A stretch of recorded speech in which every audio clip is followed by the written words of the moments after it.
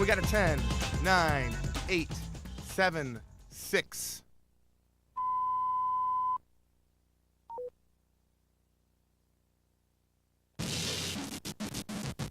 LoveLine is meant for an adult audience. LoveLine may contain sexually oriented content. Listener discretion is advised. Adam Carolla, Dr. Drew. I'm not modeling anymore for the two of you. LoveLine. It is LoveLine. I'm Adam Carolla. That is Dr. Drew. Phone number 1-800-LOVE-191. Fax number 310-854-4455. Dr. Drew is a board-certified physician and addiction medicine specialist. How you doing? Good. Yeah? Yeah. Good day on the Man Show? Yeah. I was thinking about you today, trying to get some sort of medical evaluation or psychological evaluation, and then I thought, For you? No, you only tell me things I don't want to hear, so I'm not going to talk to you anymore. You need something? Oh, don't act concerned. You're not that concerned. I'm concerned. No. Let's just do the show. Oh, now you're totally freaking me out. I know. That's what I love about you, Drew. You're so easy to play. It's amazing.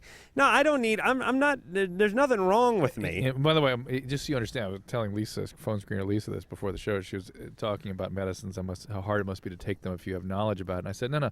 I fluctuate between total, abject, massive denial and panic. So you've just now broken through the denial I normally use when I'm assessing you or dealing with you. Right. And now I'm in panic. Abject denial and panic, all-out panic. Those are your two. Those are your two swings. modes. That's it. My two modes are napping and masturbating. Isn't napping and masturbating the same end of the spectrum? Yeah, but I can't do them at the same time. You're like Dookie in the yard, napping and masturbating? Oh, geez. A guy craps in his yard once in the last 3 or 4 days, and all of a sudden he gets a label slapped on him. Please. All right. Well, so what's the matter? No, I don't have anything wrong with me physically, but I'm in a situation now where I go to an office for 8 hours a day, and when I'm in the office, I just feel like I have Epstein-Barr. Oh, yeah. I just, after 3 or 4 hours of sitting in an office, I feel like a plant that hasn't been put out in the sun. And everyone else seems to be fine, and I feel like I'm hungover or... It's a classroom. Yeah, it's like, Yeah. I start wilting. Yeah. I have to do projects. I have to be on my feet. I have to move around. Maybe you should just go and help the grips and stuff. I do. And that's when I get into trouble. But I have like attention deficit. Yeah. Now I don't get hyperactive. No, I just start to wind down. Yeah. I'm if I sit around for too long, I just start wilting. Yeah. I'm like a burger that's been put under that heat lamp for too long. It's the mayonnaise starts running. Yeah. Things start going bad. I'm just not fresh. It's that genius again. And it's a tortured genius. That's what it is. I just start getting really tired. I start getting really lethargic. And I can see Jimmy just kicking your ass for that. Jimmy's doing Ben Stein's money, so he's not around to kick my ass. No, it doesn't really show. I mean, I'm moving around and everything, but I just feel like I got a temperature. Then I go home and I take a 20-minute nap and I eat something and I hit the heavy bag and then I come here and I feel good. Can't you do the heavy bag in the treadmill over there or something? Yeah, I'll try, but I don't think that's going to work. No, at least you give you something to look forward to in the middle of the day. I got him. I must have something. I got bad blood. Isn't there such a thing as just what happened to the old medical stuff, where they just go, the guy just has bad blood. They used to call it neurasthenia. I have neurasthenia. Mm-hmm. Andy? Oh, boy. Oh. You're 19. Yeah, how you doing, guys? Good, except for the bad blood. Yeah. Well, first, I'd just like to say, long-time listener, first-time caller, love the show. All right. Got a bit of an issue. It hasn't been an issue up until now. I got a testicle about the size near to an orange. Mm-hmm. So it suddenly grew. No, it's been close to about 4 or 5 years now.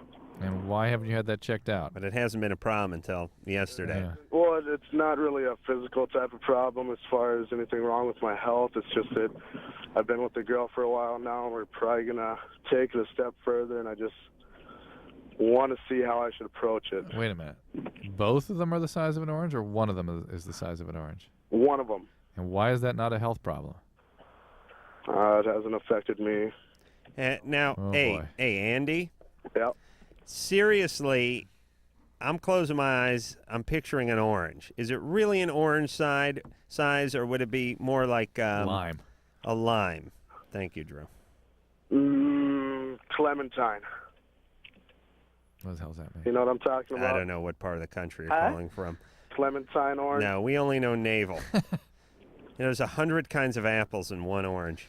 What size is a clementine? Is that like a tangerine? Hold that up higher. There you go. There. Is that tangerine size? Yeah. Yeah, about that. A large tangerine. Hey, listen, you have your atesty that swells up suddenly. That is a medical problem. It can be cancer. It can be hydrocele, spermatocele. Yeah, you got to go to the doctor. Absolutely. Absolutely. All right. And he wants to know how to tell his girlfriend. After you talk to the doctor, then call us. James. Yeah. You're 13. Yeah. What's up?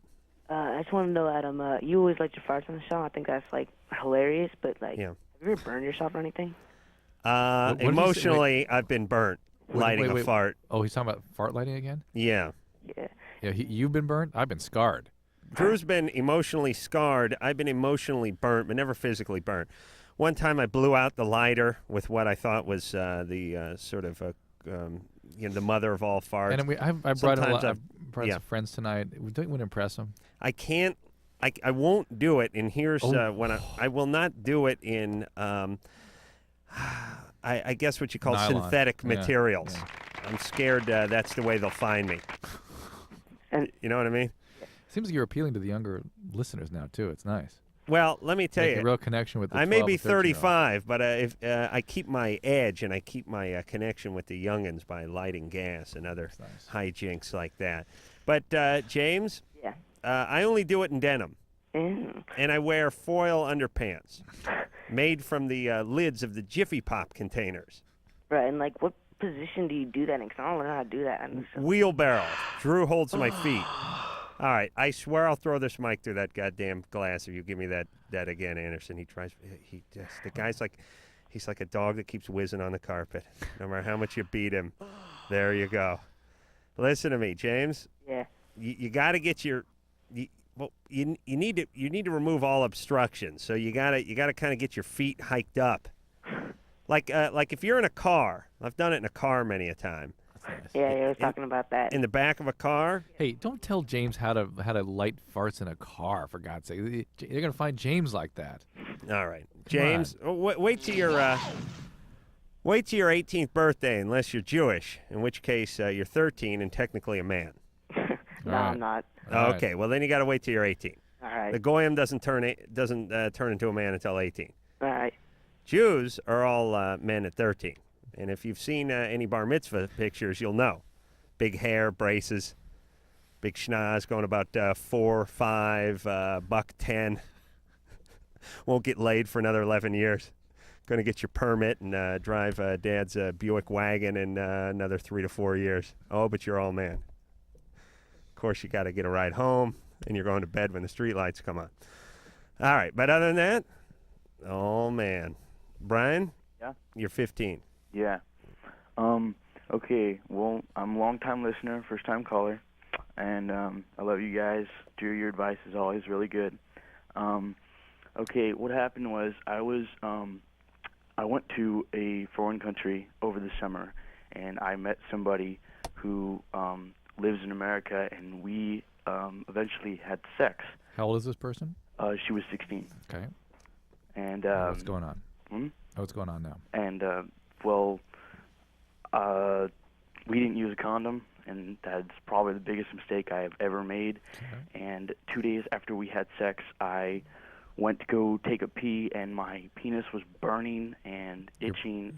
Your penis was, or the urethra, the tube out? This was, like the tip, and I have foreskin. Well, let me ask again. What? The skin? Well, how do you know if your urethra is burning? Because it's not your skin that's burning; it's the hole out of which urine's coming. But he went to take a pee.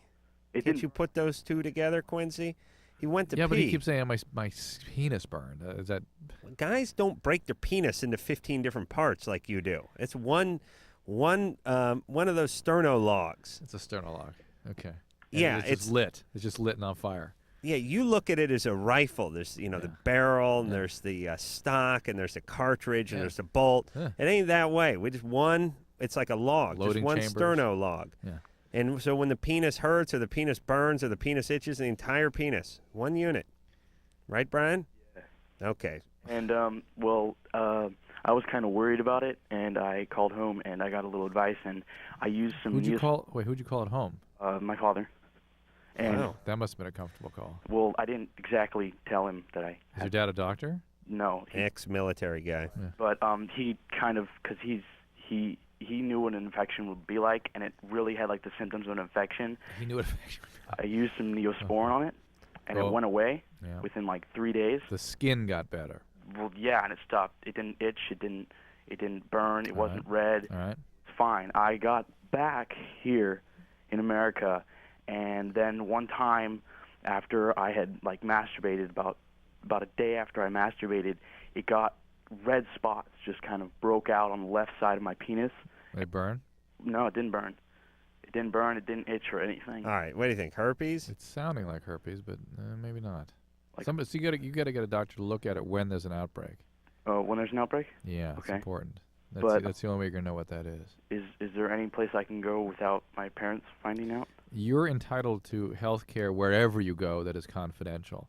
The only risk you have of your parents finding out is if you use your insurance and they send a sort of statement back to your house about what was paid from the insurance, something called the EOB. Hey, but the part about you calling stateside and saying, hey, Dad, my dong's on fire. Yeah. I'm here in Stuttgart, my dong's on fire. Put that on a loop, please. Don't you think that's a little bit of a tip-off? Well, I don't know. Well, since I have foreskin, I thought maybe I wasn't cleaning myself so well. Oh, please, come on. Seriously. You I didn't know. All right, but it never happened until 2 days after you had sex. Yeah. Okay. Magic. All right. Hey, Brian, if you do get another breakout, just bring your penis over to the free clinic or Planned one of those Parenthood. places that's manned by hostile lesbians. Can I go to Planned Parenthood? Yeah, they would do it. Most Planned Parenthood. They're all individually sort of run, so most of them will do that. But find out where the nearest one is, find out what their hours are, and then when the breakout occurs. Go. What do you mean when the breakout occurs? Breakouts aren't a few hours, they're a few days usually. I know, but doesn't that just mean herpes? Yeah, but they're What else just breaks out that way and then goes away? Fungus, allergies. Really? Psoriasis. God knows what they got over there in Germany, too. We don't She's know American. what they got. She's American. She is? Yeah. Wow. It's a long, long haul to get laid. 15. He goes to Would Germany. you have gone to Germany at 15? I would have gone to Germany to masturbate at 15. Yeah. Yeah. Yeah, would have done it right on that wall. Oh, yeah. That was there when I was You 15. would have showed him. Jason? Yeah. I'll put my own graffiti on there. Kind you can only see with a black light. Jason, you're 18. Are you a cat or something? Adam, I hold you in regard with such figures as Christ, Buddha, and Confucius. Oh, for crying out loud. Thank you. Your show, Inside, I'd like to try and give something back for a second if I could. Uh-oh. By giving 2 quick tips to pleasing a woman. All right. This I did with the girl with the heart condition, and I gave her 10 orgasms in half an hour. Mm-hmm. Then she died. No, I had to keep stopping. It would have been more. What kind of heart condition did she have? I don't know. She just said she has a heart condition. I have to stop Oh, please. every few seconds. Well, she was Heart faking. condition. Yeah. I have to stop. Right, Who anyway. is she? You went down on Fred Sanford? Who's there? Oh, wait a minute. Elizabeth. Elizabeth. I'm coming. All right. All right, go ahead. What do you do? What's your technique? Okay, first. And listen, I better not have thought of this. Okay, this is called the 10-10-3-2-1. You just tap on the clitoris like you're dialing a phone. Oh, for Christ's sake. Please. All right, what's your other? You tap on, you mean like you're... Like 1-800-COLLECT. Can I say? Yeah, okay. Okay, the other one, I call the suck and nibble. Where you take Wait a minute, how's that one go? you take the clitoris into your mouth, Uh-huh. hold it between your front teeth and your tongue, and you nibble very, very quickly. Jason, you're 18. Yeah. Haven't you got better things to think about? Yeah. Hey, Did you go to school? Yeah. You did? Yeah, I am in school. Junior college? No, high school honors program. At 18. 18? What month are we in? You should have graduated last year. No, my birthday's in December. I missed the cutoff for kindergarten by half a month. Son of a gun. All right, you going off to college? Yes. All right, so one is the, what are they? Duck and roll? Yeah, Yeah, what are they? One's the 10-3-2-1. 10-10-3-2-1, and the other's the bite and nibble. Suck and nibble. Tuck, what? Suck and nibble. Suck and nibble. Your mouth first. That's right. And then, okay. All right, Jason. Yeah. You know how to satisfy. And you get a woman with a heart condition, you give her 10 orgasms. Yeah, All right. half an hour. All right. Hey, the whole suck and nibble part, and I know the tapping thing don't work. Now, I've done the rotary action on a woman. You know? Oh, could you imagine, Drew? The 10, 10, 3, 2, 1. Rob? Yep. You're 21. What's going on, guys? I just want to say I love the show. Thanks. All right. The other day, my girlfriend was flipping through like some Cosmo magazine or something and came across this thing for the male multiple orgasm. Right. And it described doing like certain exercises or whatever, but I didn't really understand it. And I was wondering, Dr. Drew or Adam, you can throw in something here. Well, first of all, everything in those magazines is always completely true. Oh, absolutely. I totally understand. And they are well-respected medical journals. Yeah, they're fantastic, and they send a very clear and positive message to women. One is like how to move forward in your career, and the next one is how to perform oral sex on your boss. Yeah, yeah. They're really bizarre mixture between sort of career advice and just out and out sluttery. Yeah, misogyny. Well, anyway. Only women, by the way, and we've talked about this before, women and gays, they love reading about what to do with their lives. I really don't know a guy who reads anything about what to do with his life, what to do with his abs, what to do with his career. You know what I mean? What to do. That? Oh, gay men love to read about what they're going to do. What are you talking about? Oh, let me give you a good example. Oh, I'm sorry. Sorry I took issue. Vacations. Yeah. Well, who reads more, straight guys or gay guys when it comes to making those vacation plans? Yeah, but they don't have a wife to plan it. All right. Gay guys love to read about a vacation.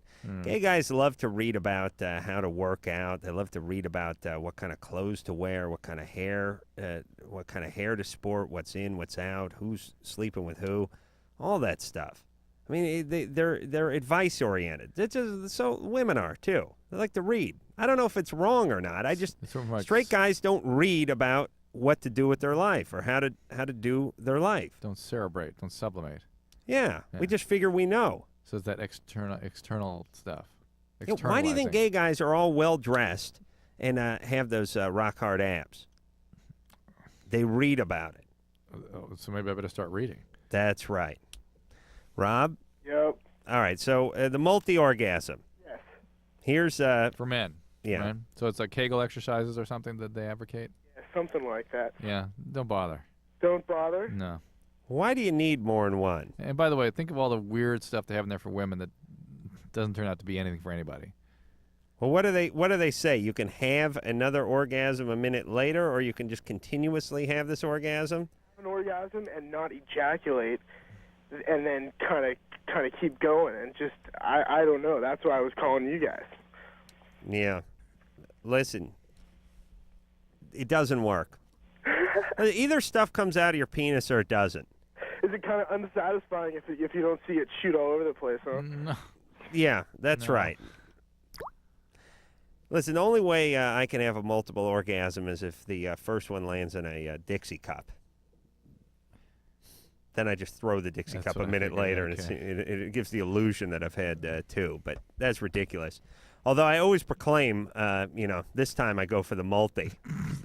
That's how you know you're getting old. When you're young, you don't make that declaration before sex or before masturbation.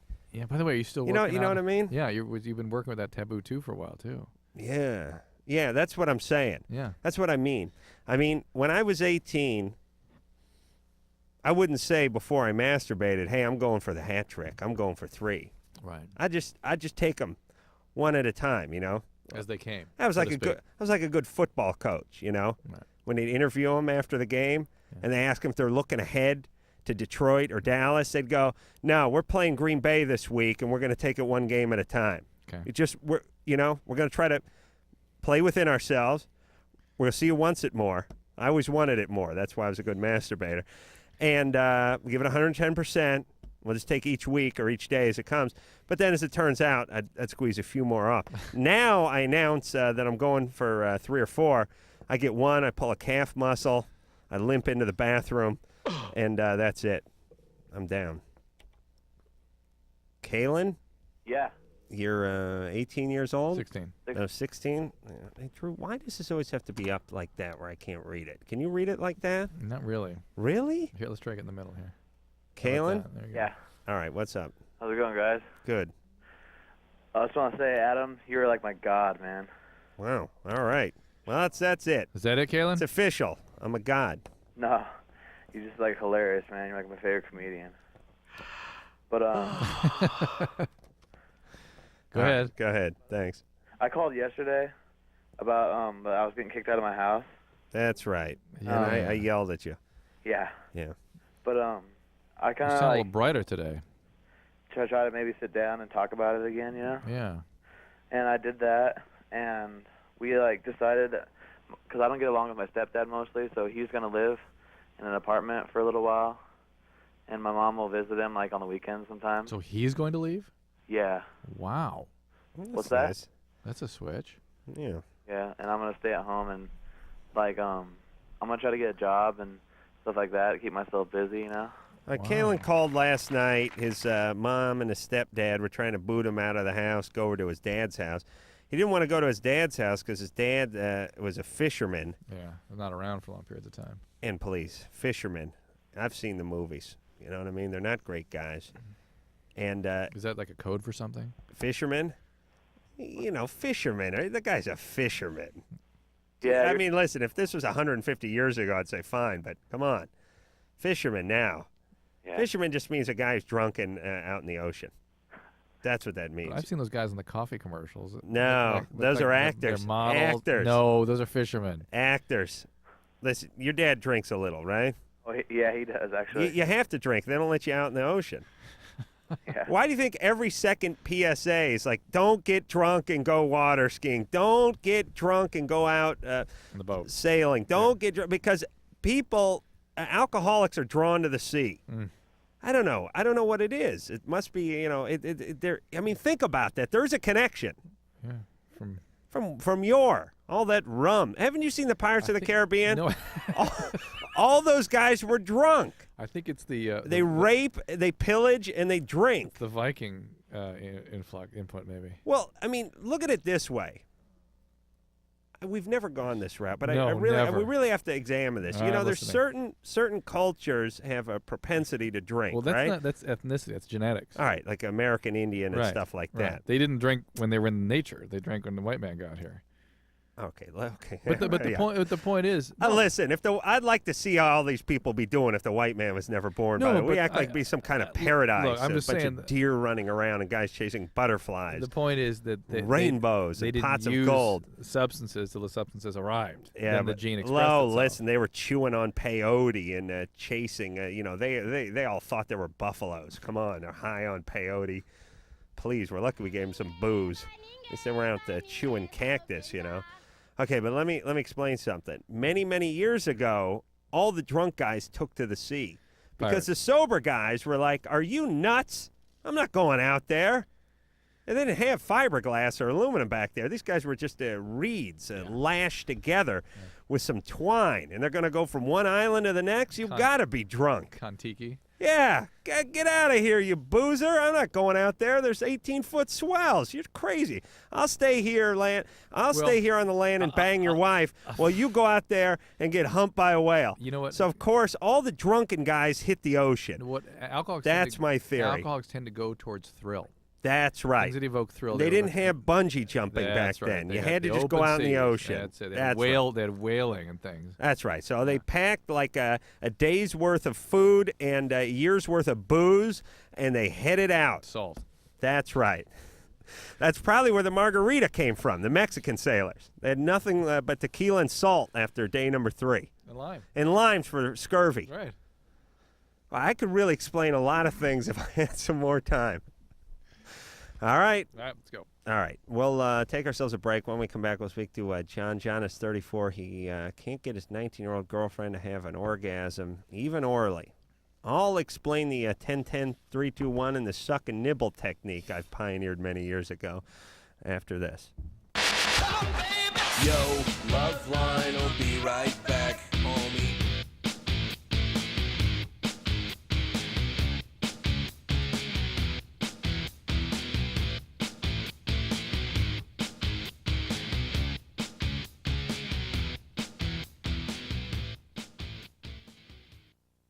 Honey, I took a first response pregnancy test. Jenny's getting a brother or sister. Great, but you're only a day late. It works that soon.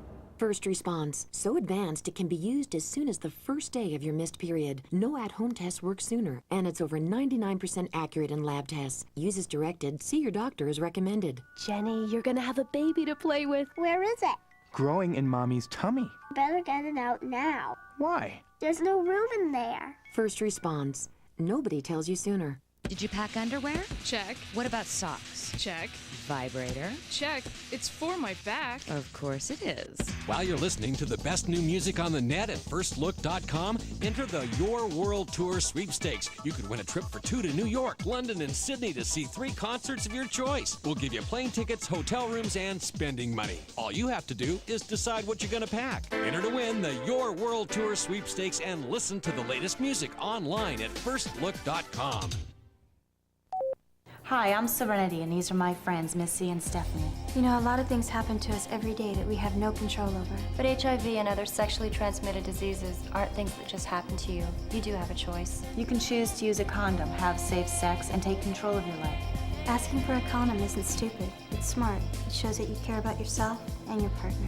You can do something about sexually transmitted diseases. Use a condom. Every partner. Every time. We do. A message brought to you by Wicked Pictures and AIDS Project Los Angeles. Oh, come on, have a drink. No thanks. Just one little drink. I don't want to. Chicken, everyone else is. I said no. What a nerd. One little drink won't kill you. You've heard it all before. Be cool. Join the crowd. Have a drink even though you're not 21. Let's go. She's no fun. Make the right choice. Don't give in. Underage drinking is dumb and dangerous. Look out! A public service message from the National Association of Broadcasters and this station. Somewhere in our community is a mother whose drug abuse once left her unable to care for her kids. There's a father, too, whose alcohol use drove his wife and children away. There's a boyfriend whose drug use frightened his girlfriend into giving him an ultimatum: get help or I'm gone. Help is available. It's in the form of treatment programs for drug abuse and alcohol problems, and the good news is that these programs are making a big difference in people's lives. With proper treatment, mothers and fathers, sweethearts and coworkers, friends and neighbors are overcoming drug and alcohol problems and reclaiming their lives. Isn't it great that treatment works? To find out about drug and alcohol treatment programs that can help, call 1-800-662-HELP. That's 1-800-662-HELP. There is help, and it works. A public service of this station and the Center for Substance Abuse Treatment. Dad, I don't think our campfire's totally out. Are you kidding me? I know when a campfire's out. Did you drown the fire with water and stir it with a stick? No, it's out. We don't have to. Who said that? Frank, it's a talking moose with sunglasses. And a bunch of singing and dancing forest animals. We know we can count on you to do what Smokey says. And when your folks desire to build a fire, Hot, hot. clear brush and branches away, and keep water nearby like you oughta.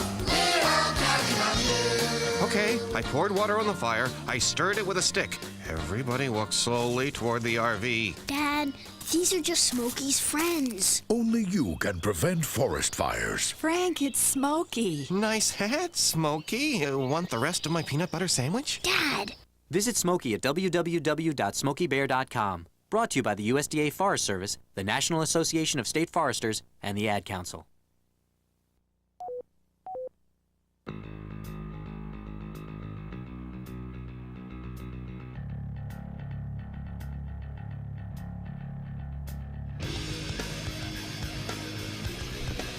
It is a love line of Madame Carolla is Dr. Drew.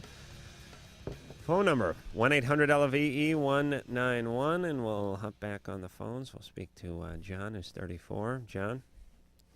John? John. Hello. Hello. Sorry, there's a little bit of noise. I didn't know you clicked me on. All right, you have a 19-year-old girlfriend. Yeah? You cannot give her an orgasm. No?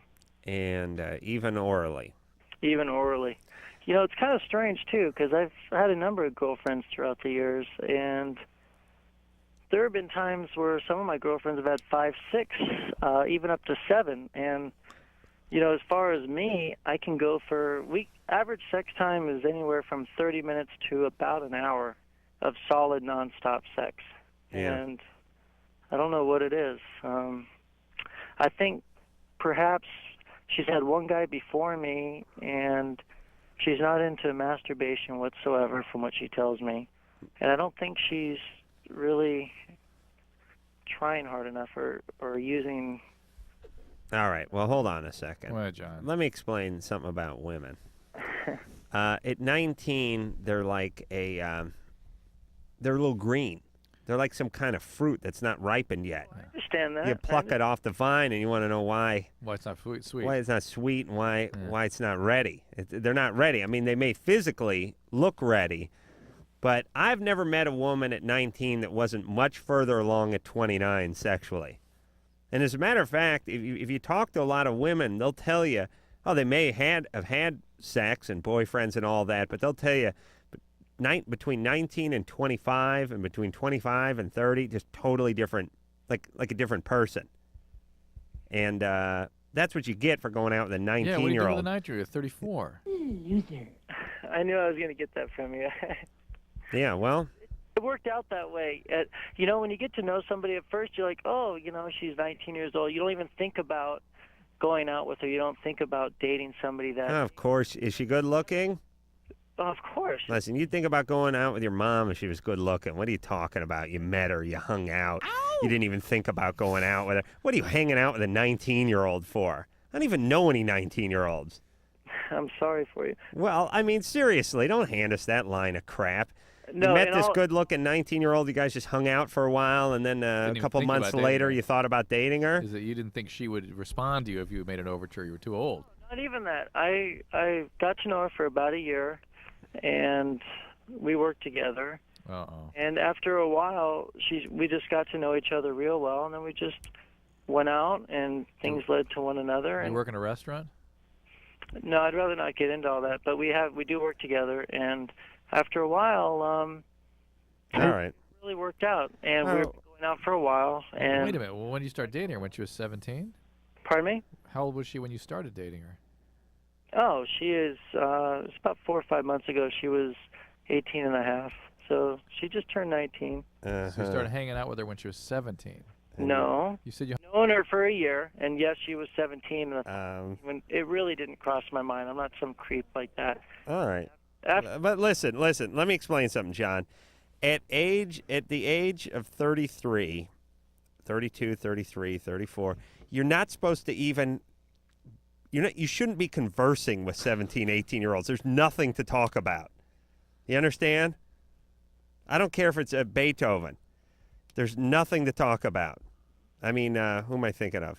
Mozart. Mozart, yeah. Yeah, I don't care if they're geniuses at 17. You shouldn't even be talking to them.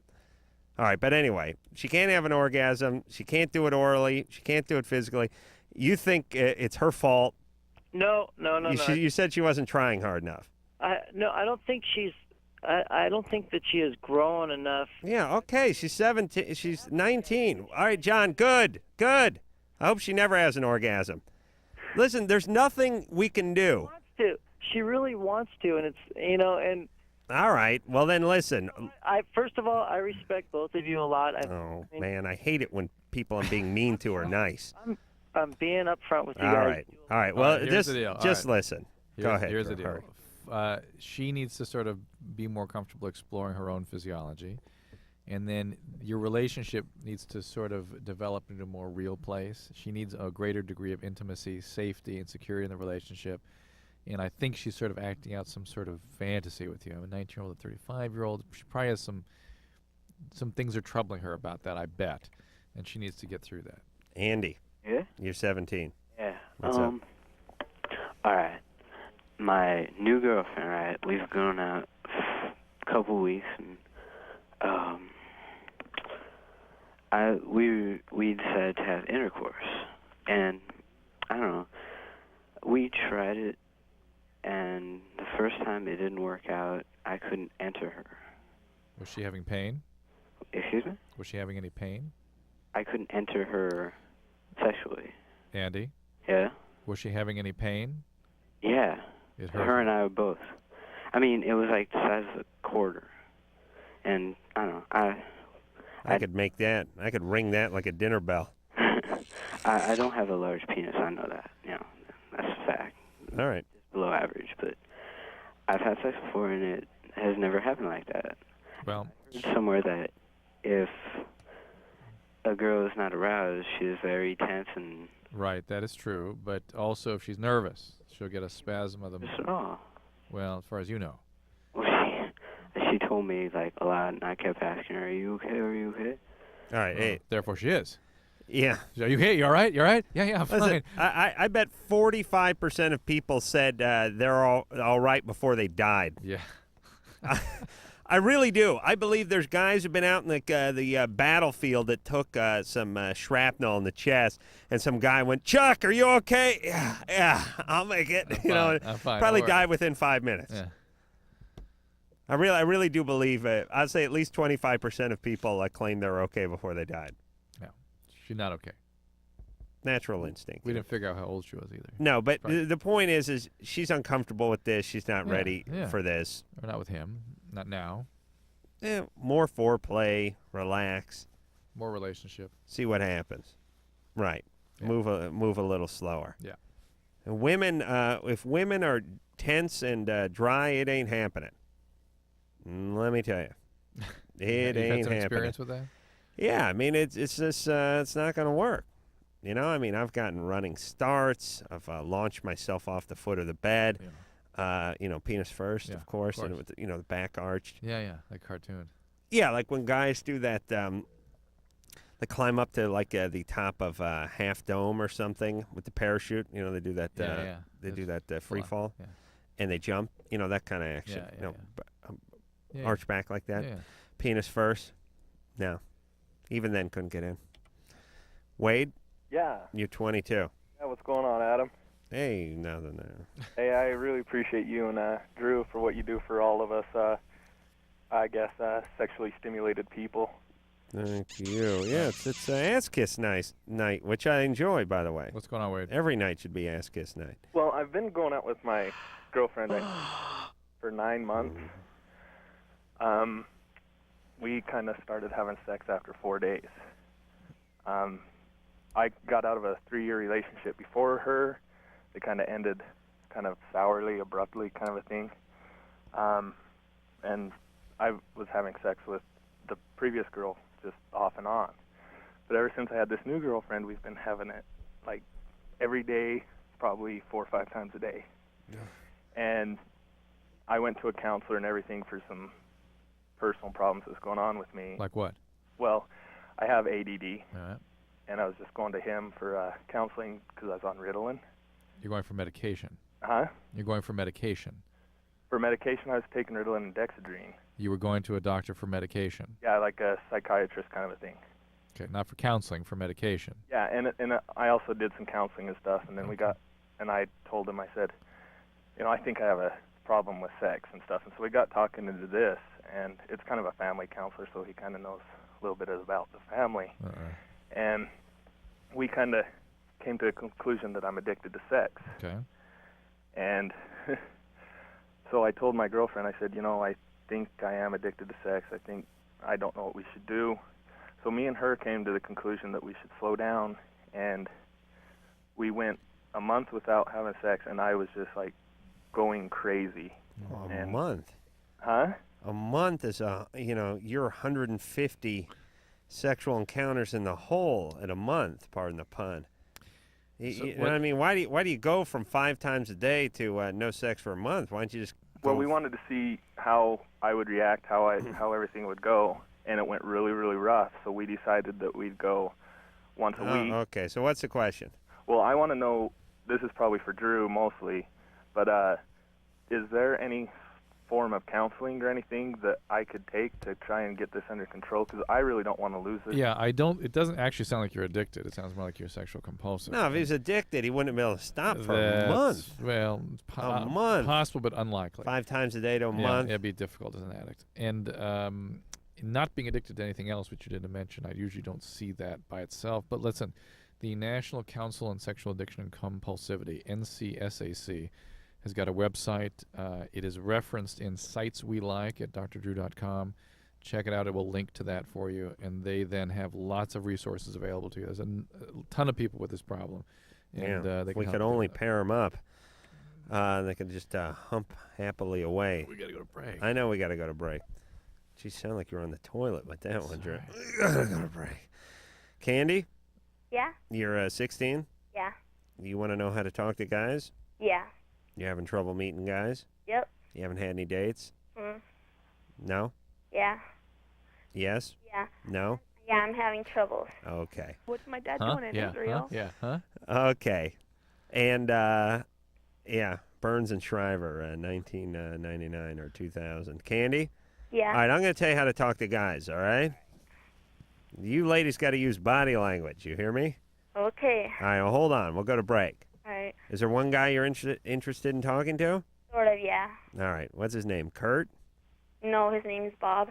No, I'm thinking of Kurt. All right, well, we'll work this out because there's some confusion. Okay. All right, hold on. We'll come back. I'll explain to Candy what men want after this.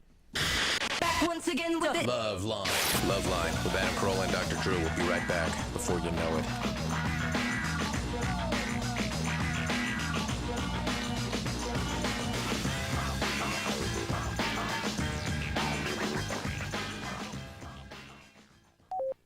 How was school today, Rebecca? We learned what the Earth was like a long time ago, way back in the 1990s. Oh. Grandpa, did you ever taste water? Oh, my, no. By the time I was a boy, water, if you could find it, was pretty much unfit to drink. But I hear tell, long ago, children used to make lemonade with actual tap water and drink it on hot, sunny days. Really? Yeah, and sometimes they'd fill balloons with water and toss them at each other and laugh, or run through the sprinkler singing and carrying on. And then after a day of playing, their folks would put them in the tub, fill it with water and bubbles, and scrub them till they were squeaky clean. Wow. Why didn't people try to save the water? Well, I guess they didn't think one person could make a difference. Thousands of Americans make a difference every day. For example, over 900 million tons of untreated sewage is no longer discharged into our nation's waters. A message from ECHO, the Earth Communications Office. Okay, class, this part of the museum is known as the Hall of Trees. What's a tree? Large plants that once covered much of the Earth. This is a full-scale model of a maple tree. What are those green things? Those were called leaves. They took in sunlight, nourished the tree, expelled oxygen, creating air for people to breathe. People didn't breathe out of air tanks? No, then air was everywhere. The sky was blue, even the ocean was blue. The ocean was blue? And filled with fish. What's a fish? When you protect the Earth, you protect your health and that of your children.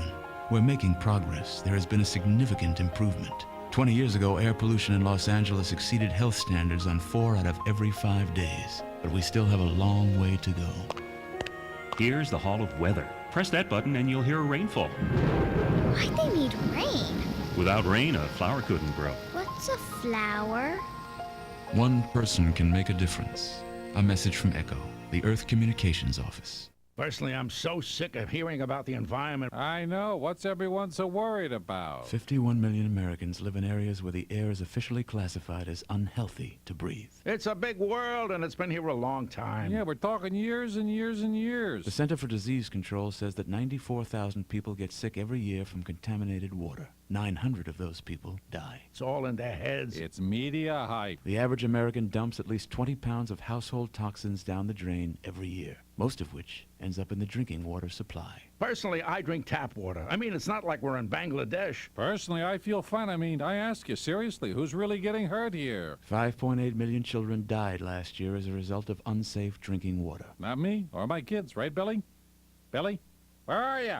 Can one person make a difference? Today, 66% of our rivers and lakes are safe for fishing and swimming, a third more than in 1970. One person can make a difference. A message from ECHO, the Earth Communications Office. And now, Vince and Larry, the crash test dummies, with a lullaby. Crumple, crumple, little car, when you crash, it's au revoir. If on dumb luck you rely, through the windshield they will fly. Keep your children off the streets, put your kids in safety seats. Crumple, crumple, little car. Don't be dummies like we are. Gee, Vince, I'm kind of sleepy now. Okay, Larry, just crash anywhere. You could learn a lot from a dummy. Buckle your kids' safety belts. A message from the Department of Transportation and the Ad Council. Oh, come on, have a drink. No thanks. Just one little drink. I don't want to. Chicken, everyone else is. I said no. What a nerd. One little drink won't kill you. You've heard it all before. Be cool. Join the crowd. Have a drink, even though you're not 21. Let's go. She's no fun. Make the right choice. Don't give in. Underage drinking is dumb and dangerous. Look out! A public service message from the National Association of Broadcasters and this station.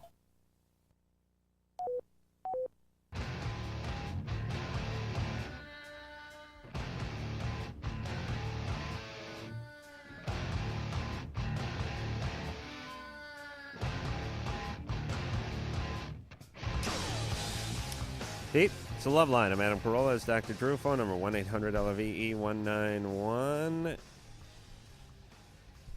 Oh, man. I did NPR today. National, I've done those. Public they, radio. They get at you a little bit, huh? Well, of course. You do the man show. Oh, yeah. Those highbrow guys over got there at NPR. They got on my after case. you. They got on my case. Well, then think about who's listening to National Public Radio. Yeah. And a bunch of chicks who don't shave their underarms, you know? I love NPR, by the way. Yeah, I do too, but, you know, I don't know. By the way, every night you come in here. Snobbery going on. Speaking of snobbery, every night now there's a label on your clothes. What are you talking about? That. I've been wearing this shirt for 4 days. No, you wore the vest. Well, you couldn't see the shirt because it was under the vest. Well, it's Abercrombie wear. It's bizarre. Well, listen, my stepmom went out shopping for Christmas. Bought me a few items. Wow. Nothing wrong with that. Well, at least your stepmom's sort of stepping up. Well. Kissing your ass. Listen, everyone should kiss my ass. No doubt. Please. Oh, my God. So would you shut up, Drew, with your ahead, labels on clothes, for Christ's sake, when I'm talking? I did this NPR, and it was like they're talking about male voices in the media and misogyny, and, you know, everyone's reading way too much into the man show. It's a funny show. That's about it. And, it's like Justine from Seattle's on hold. Justine gets on the phone, and it's like, I just want you to know that I watch this man show, and it's disgusting. And you think rape is good, don't you? And you're not gonna sleep until I have 2 daughters, and you're not gonna sleep until they're raped. And when I get that, I just go with it. That's right. I want to live in a society based on rape. I'd like rape to be used as a currency. Rape will be a greeting now. Well, instead of shaking hands, we'll rape. What was that monkey? And you know the thing that's funny is the NPR guys are so politically correct. Oh, no. He doesn't mean that. You are out of order. And I'm going, oh, yes, rape, and more rape. I thought you would go that route or go, honey, what is up with you? Oh, well, that's listen, the big deal. 30 seconds into her diatribe, she starts crying, and I was raped, and, and it's like, I said, listen, I watched McHale's Navy in MASH growing up, okay? I didn't enlist in the Navy. I didn't become a medical doctor in the Army. You know what I'm saying? Yeah. I watched a lot of stuff. I watched Speed Racer. I was mainly watched Speed Racer and Kimba the White Line. Kimba's coming back. Well, here's my point. All I did was watch TV. I didn't become anything. That's for sure. There was no TV show about a guy who does a crappy radio show. You know what I'm saying? Yeah. And there was no TV show I ever watched that was about construction or carpentry. So I magically got into the only 2 things I didn't watch on TV. How? Because I'm not an idiot. I mean, I can even at the tender age of 9, I can make out the difference between fantasy and reality and what's on TV. So, do you concede though that at-risk people or youth are swayed? No. Listen, there's a certain percent of society that's always going to act out, and whether they have books to coax them, or TV, or photographs, or whatever it is, they're going to do it. They're going to do something.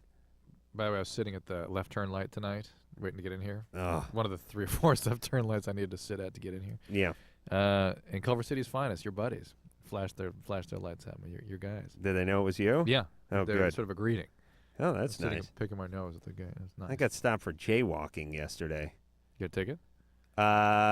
No. The guy gave me a lecture, but here's what I want to say, and then we're going right back on the phones. Listen, I wish you could say this to cops, but you can't say it to them. But I really wish you could say it to them. You know when they're giving you that talk? You know, they pull you over or they stop you on the street, and they're giving you that talk, and it's that point where they could write you a ticket or not. Right. And they start that talk, and they go, listen, you know why I pulled you over? Right. You know, last week at this very same intersection, let me guess, someone made it through safely? No. No, we had a young retarded kid was killed on a big wheel crossing this intersection. A guy like you, about your age, came right through here. You know, they give you that talk, and I always want to stop, and here's what I want to do. I want to stop in the middle of that talk, and I want to say, listen, I don't want to be disrespectful, but I don't want the talk and the goddamn ticket. Just make up your mind. Now, if you're going to give me the ticket, if you're not going to give me the ticket for the warning, I'm going in ass-kiss mode. You're right. Oh, my God. Retarded boy killed? That's horrible.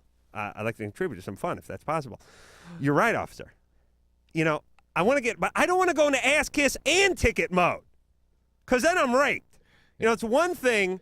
Yeah. It's one thing to be to have the ticket, but it's another thing to get the ticket and the rape on top of it. Speaking of rape. So I want to, like, raise my hand, you know, halfway into the speech where I'm kissing ass and I'm all ears. Because I don't like doing that with people, you know. And my thing was, I want to cut the guy off and go, if I'm going to get the ticket, write me the ticket. If I'm not, I'm going to kiss a lot of ass. But I'm not going to kiss ass and get the ticket because I know I'm going to feel really pissed off. Yeah. So I was crossing the street after the auto show, and the cop was on the other side. It was downtown L.A. Downtown L.A. does nothing but write tickets for jaywalking. Yeah. That's all they do. It's just one big carnival out there. Just one big money-raising campaign. So the guy starts... Now, I cross the street with my buddy, and I get to the island in the center, and there's the blue line tracks there. Oh. And the guy yells at us while we're on the center island, keep coming, you're getting a ticket. And I said, no, it's too dangerous. Figure, kiss my ass. I'm walking up to the signal. I can't cross those tracks. It's too dangerous, you know. Of course it's not. Nothing. No one's coming. No, come here. You're getting a ticket. He's going to write me a jaywalking ticket for crossing the tracks that I haven't crossed yet because I'm on the island in the center. Right. So I said, no, it's too dangerous. And he said, all right. I said, listen, I'll go down to the light and then I'll come over. And he said, all right, you're getting a ticket. And I yelled, start riding. Because I don't want to get there and then have to endure. Just let me walk past you and hand me the chicken ass ticket. And I'll keep moving. I don't want to have to sit there and discuss it with you. And by the way, there should be a goddamn rule about that. I either want the lecture or the ticket. I don't want both. Did you get the lecture? I got the lecture. Did you get the ticket? No. Oh. Thank God. And I love when they tell you that unreasonable amount that it was going to cost you. How much you think this ticket would cost? The guy says. $50. Try $400. Oh, shut up! It's not $400. I could kill you. It wouldn't cost me $400. You idiot! I want our friends to come in from Culver PD. Oh, Culver City PD. They don't write jaywalking tickets here in Culver I just City. Hear what they got to say about all this. Okay, but they would listen. God strike me dead. I swear to Christ, no lecture and ticket. No lecture and ticket. Either ticket or lecture. And let them know at the beginning so they can know either to tell you to shut up or stop listening or kiss ass. Adam? Well, back to the point. Adam, you remember that fatigue you were experiencing while sitting in the office? Right. Yeah. I'm all fired up now. Okay. Yeah. All right. Maybe it's sort of another version of that same energy. All right. We got to take a little break. No, we didn't do any calls. Drew's got to cool down. Oh my God. We got a break. Adam, you got a lecture from Drew, from you the got program to director. You got to cool down. What did the program director tell you? Cool down. Just tell me what he said. Said, tell Drew to cool down. We got to take more calls. Yeah, okay. You're out of Shut control. up, Drew. All right, we'll be back. All right. What's up? LoveLine will be right back.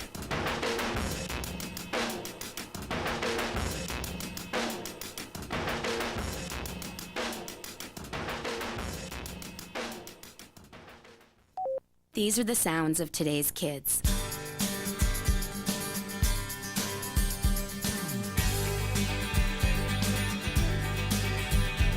And these are the voices of today's kids. Don't underestimate me. I can work harder in school. Give me a problem that's hard to solve. Give me tougher work. Give me tougher books. When I solve a tough problem, I'm on top of the world. Surprised? Don't be. 74% of kids say school should only pass them to the next grade when they've learned what's expected of them. I'm not afraid to fail. If I make a mistake, I'll do better next time. 75% of kids say they'd study harder if their schools gave them tougher tests. The fact is, almost all kids want to be challenged in school. So listen to the voices of kids today. Challenge me. Challenge me. Challenge me.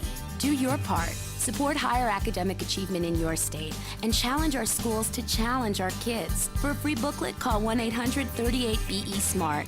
A message from the Ad Council and the Education Excellence Partnership. Taking all that work home? No, this is my own stuff.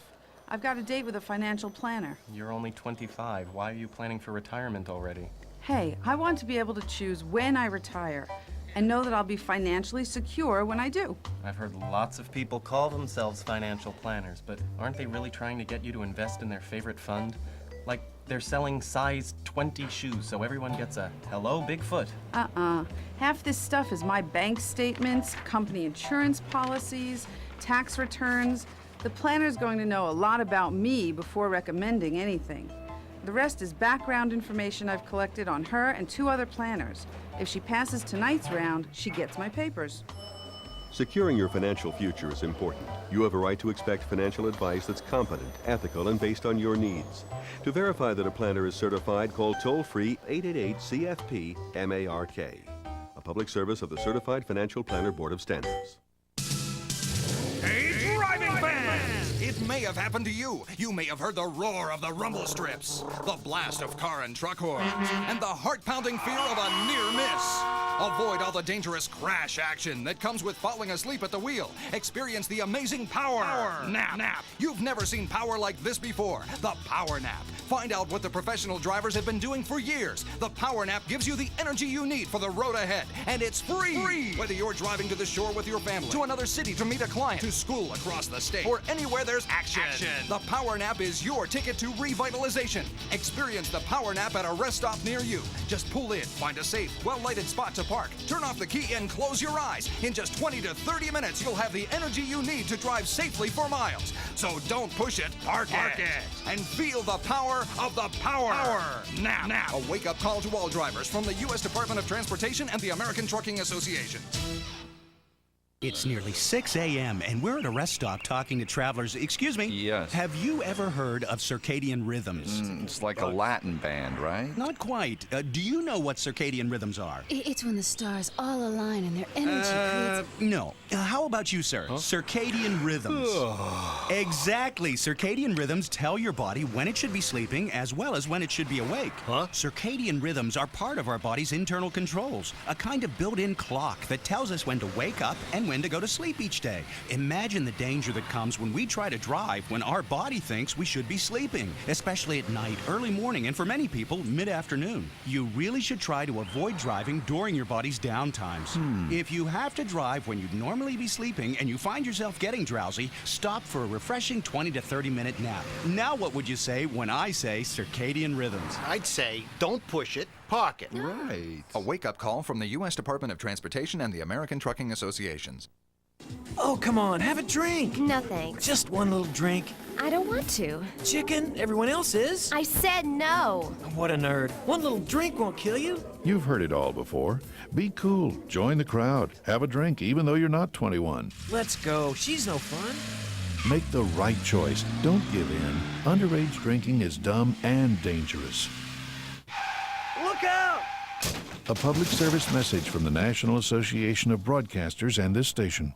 Nonviolence is not just a philosophy, but an active way of life. In an age marked by frequent acts of brutality and violence, we need to embrace those whose struggles are nonviolent. I'm Sharon Stone, asking you to take a stand for nonviolence by supporting those who remain dedicated to this vital form of conflict resolution. Call 1-888-MILAREPA, M-I-L-A-R-E-P-A, or log on to milarepa.org.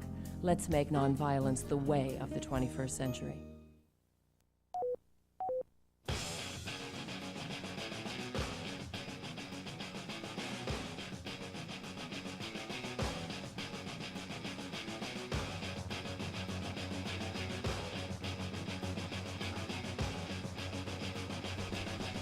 Yep. It's LoveLine. All right, Drew's calmed down now, and we can move on with the show. I'll take a quick 10-second timeout. We'll be back with more of your calls in just 10 seconds. This is LoveLine on radio station.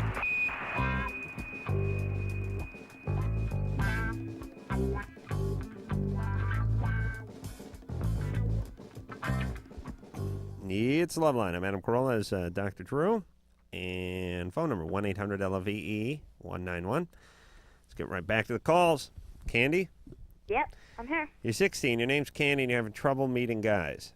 Yeah. You've never had a date? Well, I've had a boyfriend once, but it didn't really go well. How long did you have him for? Like, not really 3 months. Just like 2 months and a half. So it's not so much about having relationships; it's about meeting guys.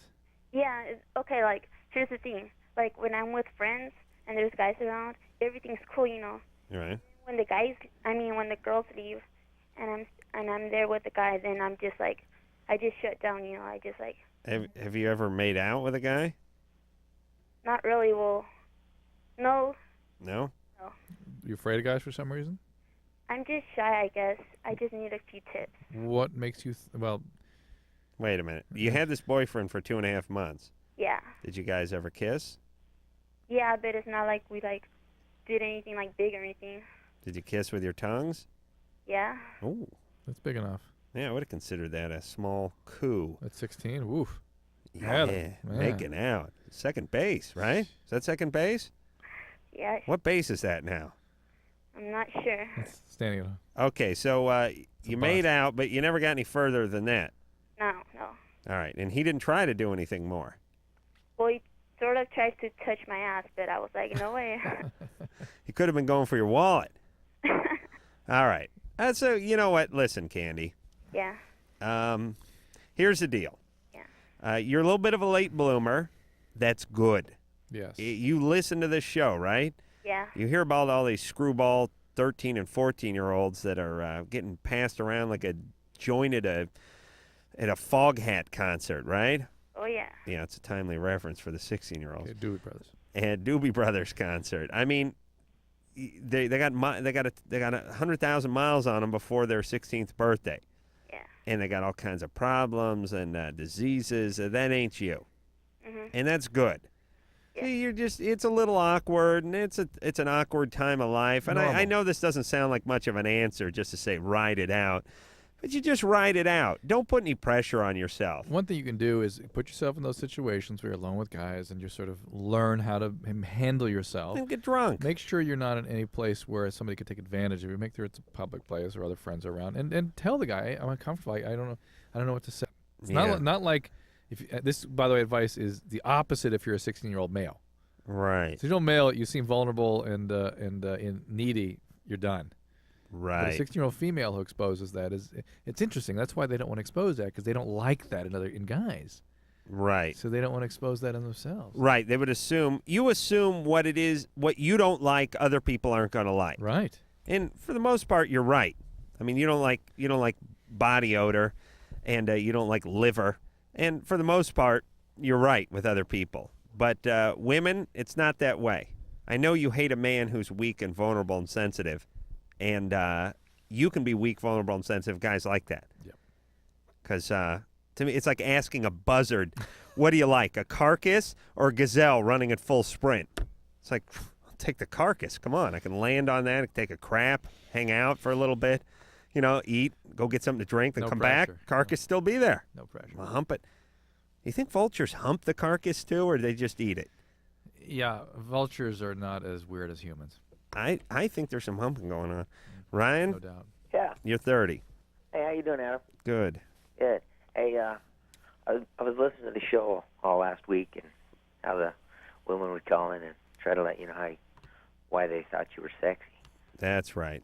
Well, I mean, you're not a bad-looking guy, but I think they're missing it. I mean, you're in the public eye. And that's right. You and Drew, you got that nice talk show going. But all right, Ryan, what's going on? I'm getting hot. Why are you calling?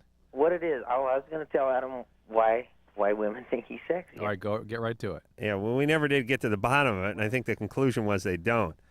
You hold still. I hold still while they talk. I think is what we came away with You don't last judge, week. yeah. Go ahead there, Ryan. Well, what I think it is, brother, is it's the money that you're making. Who are you, Hulk Hogan, by the way? No. Listen, brother. Oh, yeah? It's the money. It's the money. Right. Yeah. Or actually, the assumed money. Well, it's got Figure a guy with 8 jobs and 4 TV shows must be making some good coin. Well, Meanwhile, local weathermen in Muncie make more than I make. Oh, makes me sick. Please, One day I'm gonna don't go there. Don't go there. Stop. Deep breath. Deep cleansing breath. I'm going to one day come in here with a list of local morning radio show personalities that make more in their one local goddamn radio show than I make in 2 TV shows and a national radio And show. speaking to her in a book. All right. That's all right. Shh. My day will come, my pretty. When I say my pretty, I'm talking to me. Yeah. Okay. That's what we're talking All right. Now, listen to me, guys. Women, and I'm not talking about me, women are not attracted to money. Women are attracted to men who make money because men who make money are doing their thing. The money is secondary. Sure, they like a sports car and they like a mansion, and I would never deny that. But you guys that sit around and talk about this guy's got money, so he's got chicks, you're all wrong. This guy has money, so he has chicks, but it's because he has his own record company. It's because he is an entrepreneur. It's because he's doing what he wants to do. He's living his life. He has no boss. He's not working for the man. He's not getting chewed out down in the kitchenette by the water cooler. He's doing his own thing. That's what women like. Wow. And the money is secondary. Absolutely. And that's why they're attracted to fame. It's like, hey, he's doing what he wants to do. It's not the money part of fame. You don't think it has some alpha male? It's that too, but it's not the money. Go ahead, Liz. Hello. What's up? Hi, I'm 19 and I'm afraid of the dark. That's it? That's your only symptom? I'm terrified. I have to have a light on at all times. I don't know why. I don't know where it came from. Nothing happened to you in the dark? No, not that I know of. And do you have panic or anxiety in any other time of the day or any other experiences? Yeah, once in a while, I just like out of the blue, it's really hard for me to breathe and. All right, so you have panic attacks. Right, yeah. But why is it when it's dark I can't breathe all of a sudden? Well, panic attack, to some extent, and I'm sort of giving an opinion now, is a learned behavior. In other words, it tends to be triggered by certain environmental cues. And it's not what causes the illness, but it certainly is some of the pattern in which it develops. So you have a panic disorder, probably, maybe with an anxiety disorder, or anxiety disorder with panics. I mean, there's different ways of looking at this, but the point is it needs to be treated.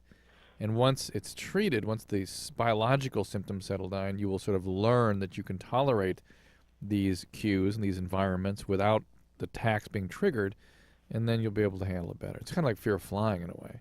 Hey, Liz? Yeah. You never got traumatized? I don't think so. All right. Everything was good with you, so this is just some sort of biological event. Yeah. You need All right. And it may be part of a depression. You go to a which she sounds like psychiatrist too, yeah. Get on the meds. Well, there's Boost Bar, Paxil. These things are good for panic. So. Boost Bar? Boost Bar. Bus Bar. B-U-S-P-A-R. Bus bar? Yeah. Thing you hang on to when there's no seats? No, it's a famous restaurant. What is Bus Bar? It's a unique class of anti-anxiety medication. Mm-hmm. It affects a similar system to the serotonin reuptake inhibiting antidepressants. That's what I thought. Uh-oh. Queequeg?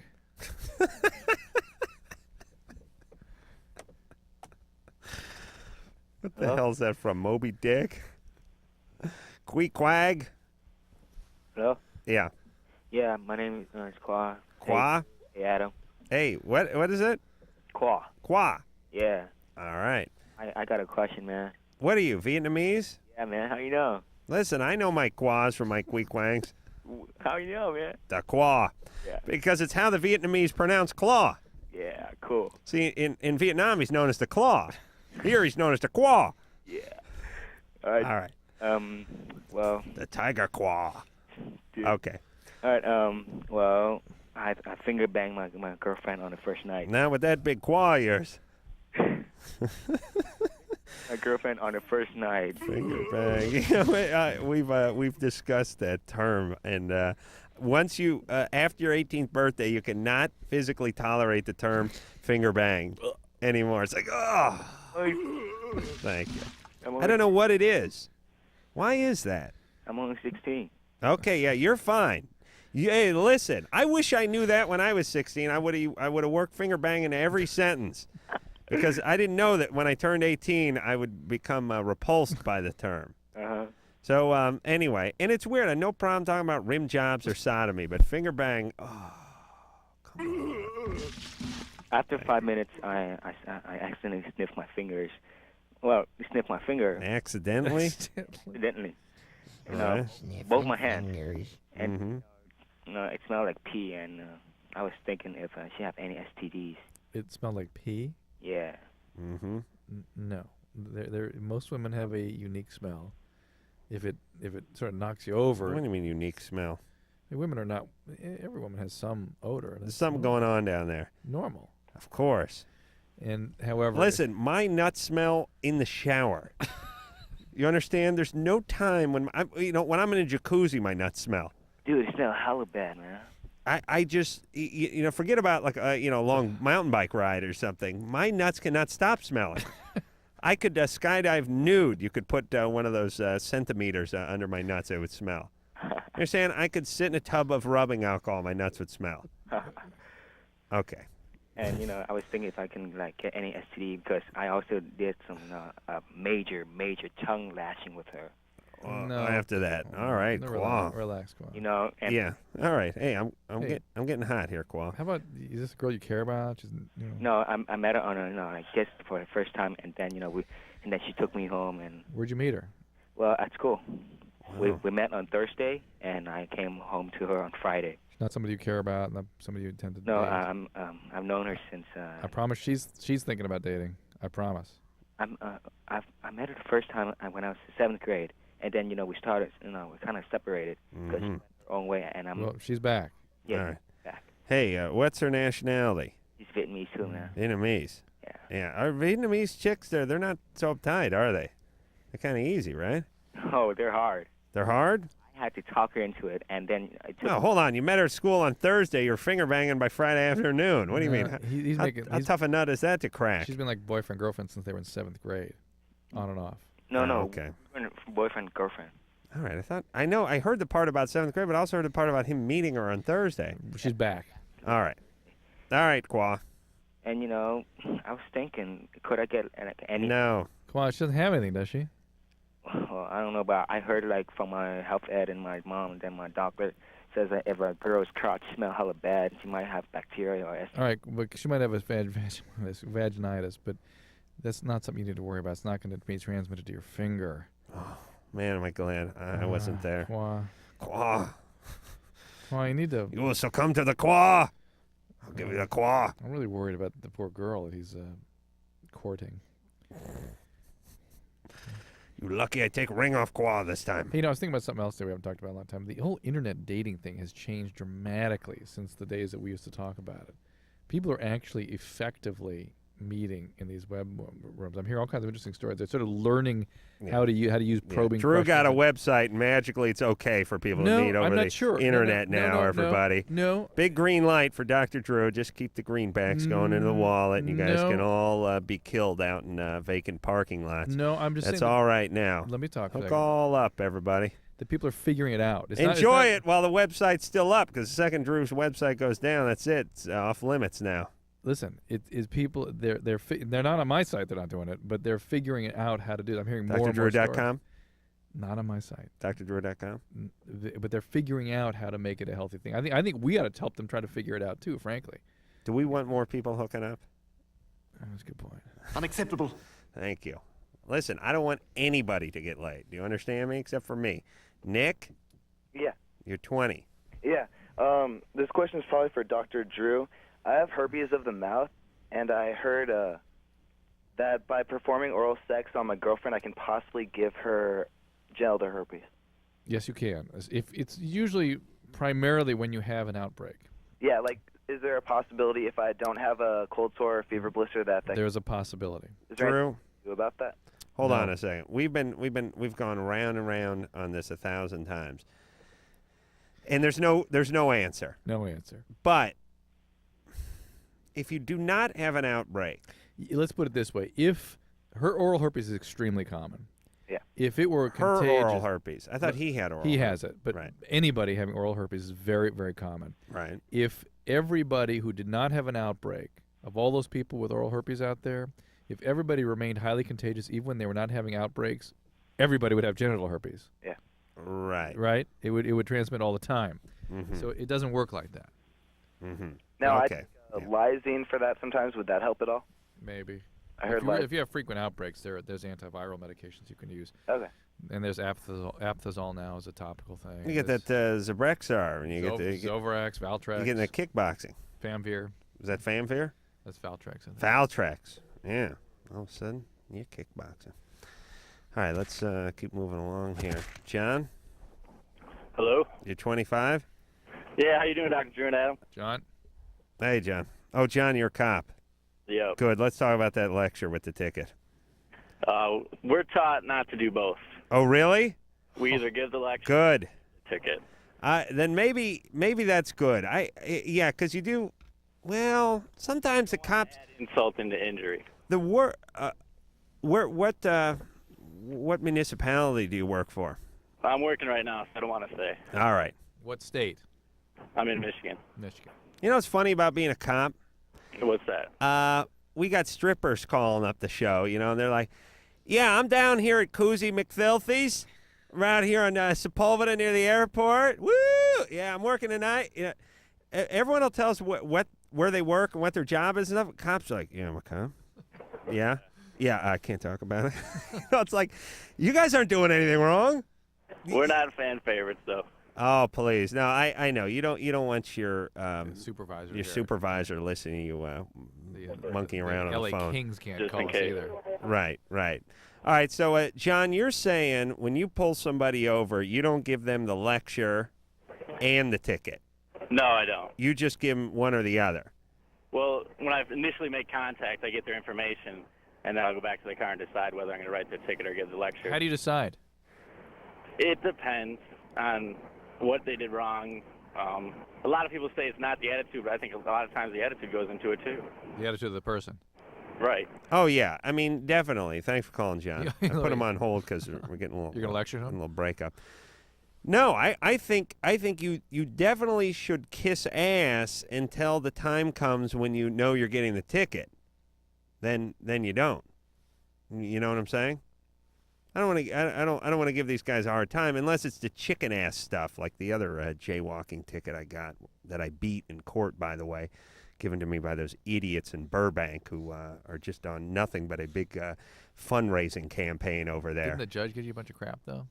No? In Burbank? Yeah. The cop was too chicken ass to show up, so I beat it, and whoever he is, he can kiss my ass. Hey, look, I don't remember your name. But listen, I want to sue the city of Burbank for losing half a day of work and going down there and fighting a ticket that I got crossing in between the lines. The guy said he stepped off the curb when the light was blinking. I said, but I'm standing on the other side with you, and the light hasn't changed yet. Well, I'm writing you a ticket. I said, what do you mean you're writing me a ticket? I crossed in the crosswalk. Yep, getting a ticket. I said to him verbatim, you're wasting my time. You're wasting your time. I'm going to fight this ticket. I'm going to beat it. That's fine, but I'm writing you a ticket. Remember the time I got nailed for not having insurance in a rental car that you can't rent unless you prove insurance? And has its own insurance on top of that? Listen. You leave us big shots alone. That's the message I want to send out. Listen, I swear to God, I want a card. I know. Hey, I don't know. What's the card say? You know what the card's going to say? VIP. And listen, I know this sounds like some kind of suicide. I got to do 1 minute on this. Oh, no. I paid Oh, $500,000 in taxes last year. I want a $500,000 platinum card. Okay? I want the garbage man to get out of the goddamn truck and pick up the hefty bag I put up there. Forget about the robotic arm. Get out of the truck and pick up the hefty bag. Get out of the truck. I want to flash the thing at the meter maid who's writing me the ticket with my car in front of my garage. And when the guy stops me for jaywalking, I want to flash him the platinum card. The $500,000 club, baby. 500 grand. You school teachers, you cops, you garbage men, you paid $6,500 last year. I paid 500 grand. And let me ask you a hypothetical question. Would you rather get out of 2 jaywalking tickets a year or pay the 500 grand? I want to be in that club. That's my club. It's the 500 grand club. The Adam Carolla Club. Fine. No problem with that. You got a problem with it? Pay 500 grand? You're in. Loud mouths. I swear to Christ, it'd be like going to a casino where you're some high roller and you bet millions of years and you stay in a dump. And you get the same thing the guy who pays a nickel slots pays. I want my own treatment. I got no problem with that. Why shouldn't I? 500 grand doesn't get you out of a jaywalking ticket? Come on. I want my own garbage man. My own garbage man. He follows me around, and I throw stuff out of the window of my car while it's moving, and he gets out and picks it up. How about your own policeman? That's my 500. I want my own cop stationed out front of my house. Oh, okay. I don't want to follow me around. Yeah, God knows what he might find you doing. I don't want to follow me down to the park or anything. All right, Heather. Oh, don't even no. You're 18. Uh-oh. Yeah, that reminds him of that bell. You're depressed? Yeah. And my mom's always just like, "Oh, you're fine," and I don't think I am. And well, Heather, one of the things that happens to parents is it's very painful to admit to themselves when their child is sick, particularly when it's emotional problems. I don't know. But do you have anybody at school you can talk to about this? They have like a counseling service, and I went there, but they you go through like 4 or 6 weeks, and then they're like, "Okay, bye." Did they suggest you go see a psychiatrist or anything? No, I don't have any money to anyway. Well, you go. Oh, wait a minute. Why do you think you're so depressed, Heather? 'Cause I am. Well, did anything bad happen to you? I have attachment disorder, and my boyfriend moved to a different state, and I had a couple friends die in car accidents this summer. Who diagnosed you with attachment disorder? A counselor at this place. Hold on. What is attachment disorder? I'm a DSM-4. Look it up. It's basically, were you sort of adopted or in an orphanage or something when you were very young? No. That's usually what I think of as attachment. Did your dad die when you were young? No. Both your parents still together? Yeah. Really? Usually it's deprivation in infancy. How are they doing? Are they all right? Yeah. Were they very, very young when they had you? No. All right. Well, hey, Heather. Mm-hmm. Here's what I'm asking. Do you think you have a reason to be depressed, or do you think it's just a biological thing? I don't know. Well, she's had 2 deaths and a boyfriend leaving. Well, I know, but but before that, I mean, have you always been depressed? I don't know. I don't. Hey, Heather. Jesus Christ, we're trying to do a radio show here. I can't keep going back. I don't know. Well, that's not gonna work. Now listen. Have you always been a depressed person? I guess. Okay. And so this is no different than usual, what you're experiencing now. Not really. All right, so maybe it's a biological event. Right? Okay. Okay. So Drew, what should she do? I'm going to hurry. I'm going to kill myself. You need to see a psychiatrist. If you can't afford it, there's always county services available. But most communities will have their own mental health services. Where are you calling from? Illinois. Okay. Is there a university nearby? Yes. A medical school? You call their Department of Psychiatry. If it's county, particularly if it's county funded, find some county services and get in there. Hey, Heather. Yeah. So nothing horrible's happened to you over your life. I mean, you lost some friends in a car accident. I mean, it's bad stuff. But I mean, before that. No. Nothing. And your boyfriend went off. Where'd he go? He went to a different state. He I went see. to go live with his mom because his dad kicked him out. Oh boy. Okay. Heather, you have a job? Yeah. You do? Yeah. How's that going? I don't like it. Yeah, well, no one likes their job. All right, hey, Heather. Yeah. Hey, you know what? This is my new thing. You need to go for walks. Walk, it's the poor man's therapy. Oh, please. I swear to God, go on a walk. Things get better. Walk down to the park, you score a dime bag, you come back home. You do what I do. No, seriously, you walk you show me a depressed person who walks every day. Aha. Ain't one alive. You get depressed. Here's what happens. I know we're going to commercial. You get depressed and you start curling up into a ball. You start watching TV, start chain smoking, you start drinking, you get more depressed, you get less active, and you're less mobile, and you don't move around, and you get more and more and more depressed. You go out every evening and go for a 2-mile walk. You'll feel better. All you do is think when you're walking. No TV, no nothing. Just take a walk. Right? Yeah. Do some Tai Chi. All right. I'm going to walk to the bathroom now. Okay. We'll be back. LoveLine. We'll be right back.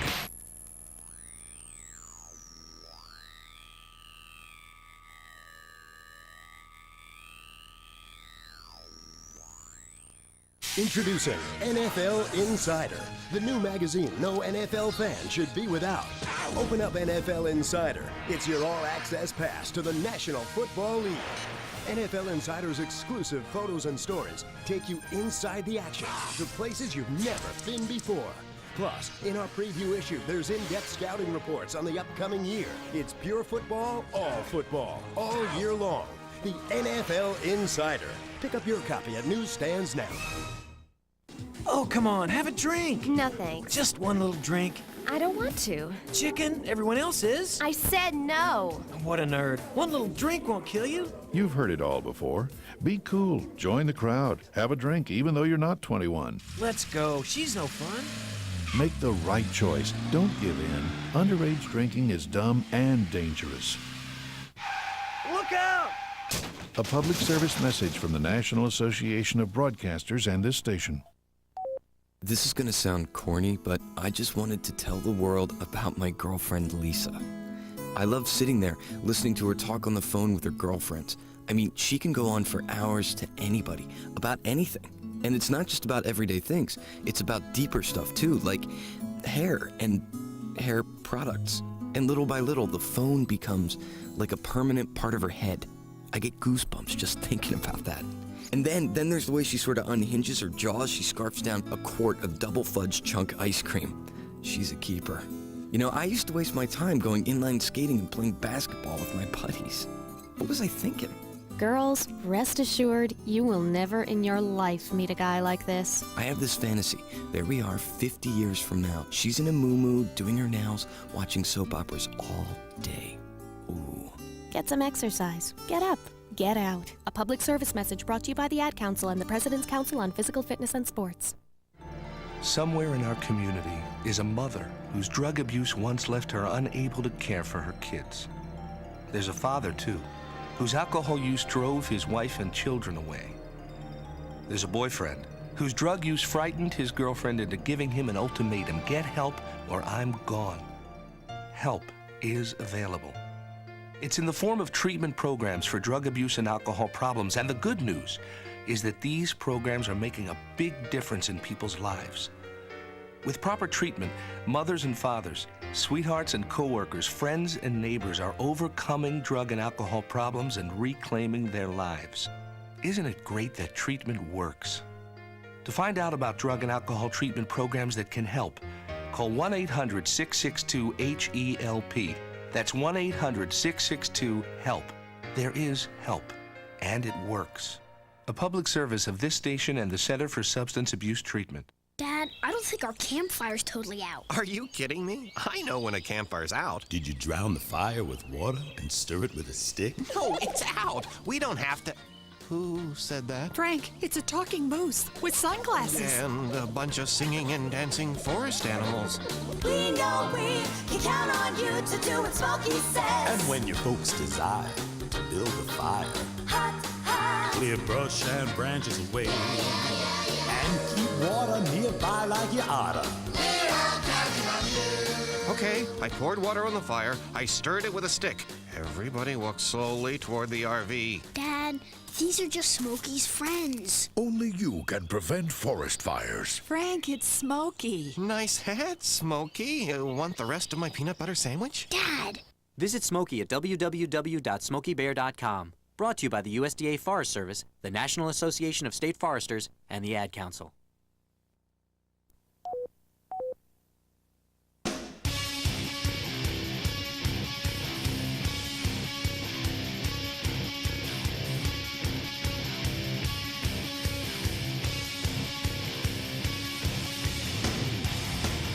Your job. Not a lot of momentum. All right, it's LoveLine, 1-800-LOVE-191. And we'll hop back on the phones. Megan? Hi. You're 17. Hello. I'm a long-time listener, first-time caller. Adam, I love your show. Thank you. My question is that after sex with my boyfriend, his sperm comes right back out of me.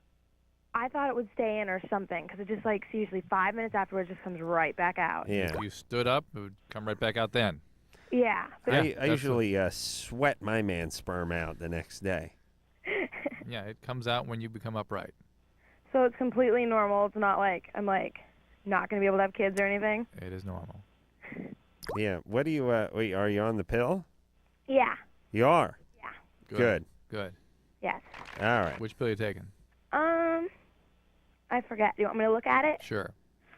Just curious what they're prescribing to 17-year-old. Ortho tricycline. Good. Beautiful. Excellent. And you Stay had with no it. trouble pronouncing it. All right, Megan. Thanks. Don't worry about that sperm flying right out of you. Okay. All right. Bye. Bye-bye. Well, there you go. Nick? Yo. You're 14. Yeah. You know how Drew gets his sperm out? He farts. Flying right out.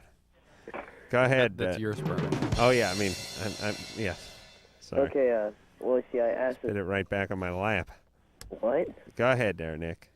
I asked this girl out on a date tonight, and it's like the first time I've ever done it, so I was kind of ballsy. I had to get some liquor in me first, so. Oh, that probably impressed her. No, I remember what it was like to be 14 and ask a girl out, Yeah, but school. did you consider drinking? After homeroom? Was I'd take a little nip of courage. I kept a little flask with me.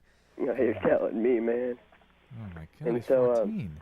I asked her out on this date to go to, like... Well, hold on. Here's the good news about Nick. At least he'll be in rehab by 16 and a half. Yeah, there always is that side. And then by the time, hell, you'll have 2 years of sobriety by the time you finish high school. Problem is he's starting so he can affect his development. So. Yeah, I guess so. And so, anyways, I asked her out... Hey, Nick, what's going on in the background there? I'm watching Letterman. Oh, okay. All right, hold on a second. All right, I'm going to put... No. I just put him on hold for about 20 minutes. I don't like people watching TV while they're talking on the show. I don't mind you watching TV, but you turn it down. Wendy? Yes, sir. You're 30. What's up? I have, I guess Drew would call it trichotillomania, Trichotillomania. where I pull my hair out. Right. It started out with just pulling eyelashes when I was in puberty, and now I'm like full-blown pulling the hair from my head. I got picanosomania. I get it when I'm driving. Probably have that too. Only when I swear to God, I've irritated one nostril because I go at my nose so frantically on the way home from work at night. What is that? Why just after the show? Compulsive behavior. Man. I don't know. There's certain times when I go at my nose, and one of them is driving home from this show at night. I think you have a problem.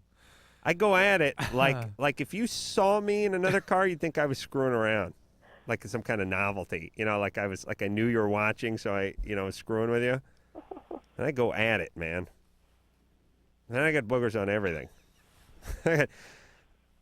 I got anything in my passenger seat gets a booger on it. It's pathetic. Well, I had a roommate in college that had a box next to her bed, and she would put her boogers in it. Oh, my God.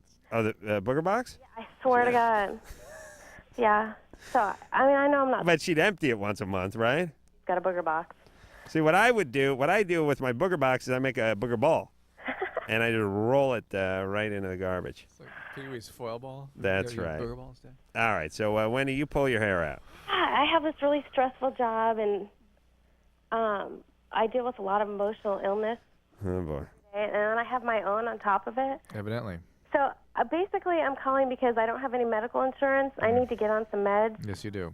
I'm a self-medicator with marijuana, and I know that it's I need to get off that and onto something a little bit more healthy. Let me tell you, when you get high, the picking really gets more pronounced. Yes, it does. And all kinds of obsessive compulsive kinds of behaviors and preoccupations can become worse with marijuana dependency. Isn't that true, Wendy?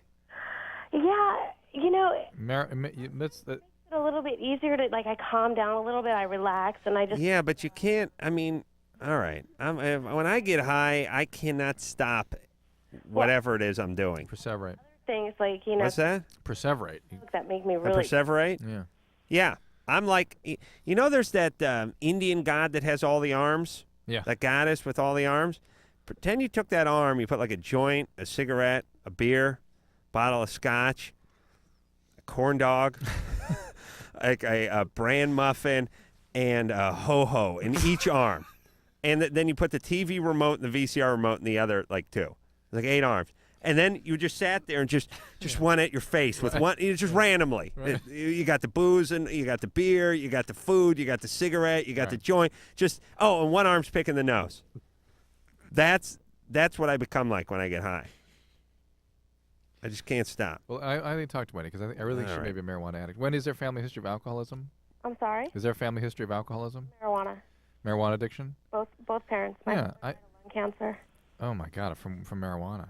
Well, they're not quite sure. He smoked for about 15 years, and then he quit, and then he died about, 8 years later of lung cancer. Well, But both my parents smoked from the time I was about 2 until I was about 15 or so. In my experience, people that get severe obsessive... First of all, alcoholism and obsessive-compulsive disorders kind of go together. So to have OCD, to have trichotillomania, and alcoholism is like sort of a common combination. And he ADD. means marijuana-ism and alcoholism. And alcoholism same is thing. what predisposes you to the marijuana dependency, and marijuana will make that all worse. So really, it's about going to MA, coming off the pot, getting a program of recovery going, seeing if things don't settle down by themselves, and then consider things like Luvox or Prozac that decrease the hair. All right, so go to MA. Yeah. All right. She doesn't have money? Go to MA. There's a perfectly good program available for you for nothing. Joe, you're 17. Oh, yeah. I had this, a couple days back, I was with my girlfriend, and we decided we'd try to have sex. So I'm trying to open up a condom and put it on. And as soon as I try to put it on my penis, I lose my erection. Yeah. Uh-huh. That's bad. I know. Yeah. Yeah, it's yeah, that's tough. It's like trying to, you know what that's like? No. You ever try to like put a pillow in a pillowcase and it's like just a floppy down pillow and you're like you end up wrestling with the thing? Oh, yeah. Uh-huh. Yeah, I think that's what you got going there. This is my first time even... out of the box. Yeah, I guess. That's very common, Joe. Really? That happens to guys. A lot of guys, first time, usually, very commonly, some form of sexual dysfunction. So what happened? Nothing. I told her that maybe we should wait a while longer. Yeah, fair enough. Did you attempt to re-erect? Yeah, I did for a while. And then after a while, I couldn't, so I told her. Yeah. And then That's good. You didn't try to do it without a condom. Next time, you'll be fine. Do it with a condom. Things will be all right. Well, Just wait a relax. minute. Wait a minute. First off, the penis is a cruel mistress because I bet you the next day gym class he had an erection, with the sweatpants. Sure. That's the point. It's great. Walking from second to third period, you had a raging erection with your sweatpants on, but you couldn't get it going with the girlfriend the night before. that's why I was very embarrassed. And Yeah. Hey, Joe, you know what I would do? You have not had sex before, right? Do you want to wear a condom? Yeah, I think I should. Yeah, good man. Condoms are literally, they're a dime a dozen now. So? You get handfuls at the gay bar. Drill. Right? Drill. He's got a drill. You got it. You're damn right he does. You got to take that condom and start putting it on your penis when you're alone. Yeah, I was thinking about trying that too. But Try it. Yeah. Get your penis used to it. Time yourself. Arm myself? Time yourself. Well, don't time yourself, you Sure. idiot. Just got to compete. Thinking somehow. about that, maybe, trying it on before and then see if I could get used to it. That's what you do. Do that. Okay. All right? Thanks. All right. Yeah. Yeah, they give away the condoms at the... I was listening to the news last week. It's all this big thing about them trying to make it a ordinance in West Hollywood to give away condoms.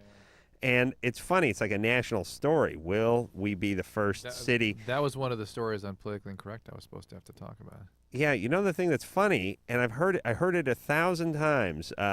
West L.A. city officials want to know whether to make it mandatory to give away condoms at singles bars. They keep saying singles bars. They got to say gay bars so they can put the thing in a context. Yeah. You know what I'm saying? Because here's the deal. It's like Sodom and Gomorrah in the bathroom. You know what I mean? There's a glory hole in the divider between stalls. Of course you got to give away condoms. They keep saying bars. You don't have to give them away. Bars. Gay bars, you got to give them away. Give them away. You got to have a midget putting them on when the guy walks in. If I had a gay bar, that would be my angle. Midget, give you a Jägermeister shot and put a condom on you. The Jägermeister tray sits on his head. You come out with the schwanz out, he puts the condom on. Right as you walk in. Jaeger and a Jimmy. Jaeger and a Jimmy. That's right. Wednesday night's cowboy night. Do they have to designate a cowboy night at a gay bar? Isn't every night cowboy night at a gay bar? Every night is cowboy night. If I had a gay bar, I'd say, listen, Tuesday, non-cowboy night. That would be my only night. You cannot wear boots. Okay, we'll take a little break. We'll be back. LoveLine, 1-800-LOVE-191. Back in a minute. Well, it's worth hearing.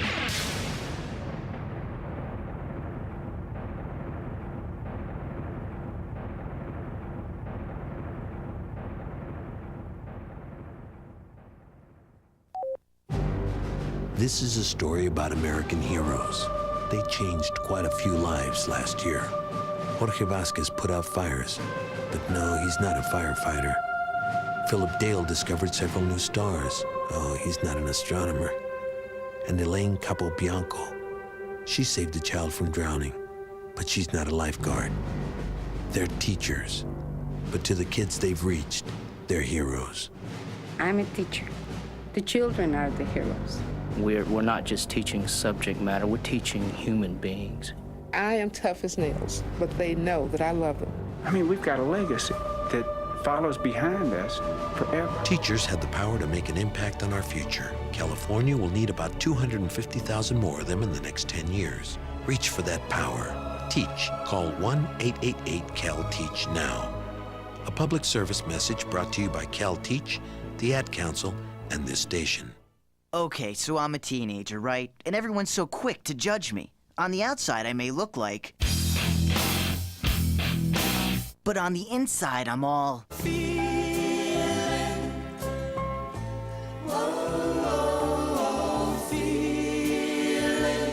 Just because I look like... doesn't mean I act that way. In fact, I'm actually involved in crime prevention. That sounds more like this. It's really a great way to convince adults that while you may be looking, you're really thinking. Call 1-800-722-TEENS to find out how to make your community a safer place for everyone. Get involved, get the number, and call 1-800-722-TEENS. A public service message from the Crime Prevention Coalition of America, the U.S. Department of Justice, and the Ad Council. Evening, folks. I'm Vince. And I'm Larry. We're the crash test dummies. We'd like to entertain you with a little song.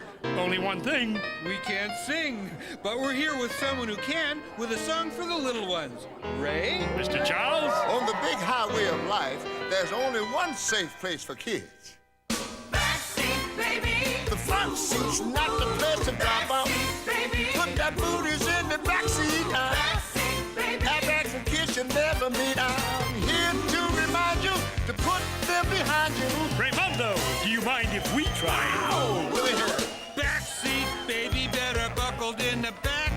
Backseat, baby. Baby faces stay intact. Larry, wow. Yo, Larry, maybe you should keep your day job. Ow, that hurts. Not as much as our day job. Woo! Backseat, baby. You stay alive even when I drive.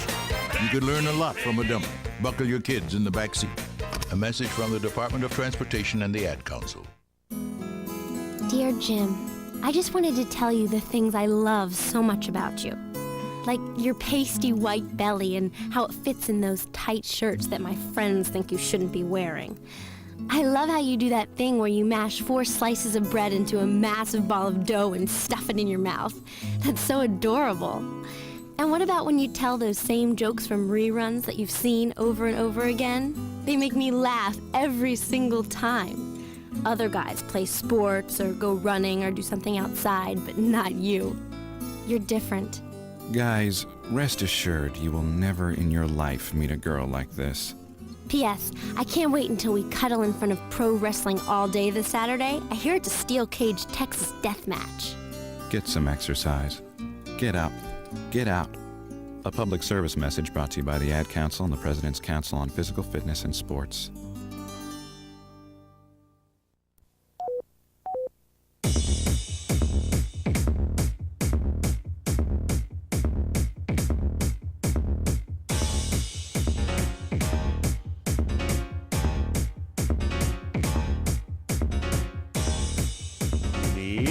Hey, it's the LoveLine. I'm Adam Carolla, Dr. Grimm.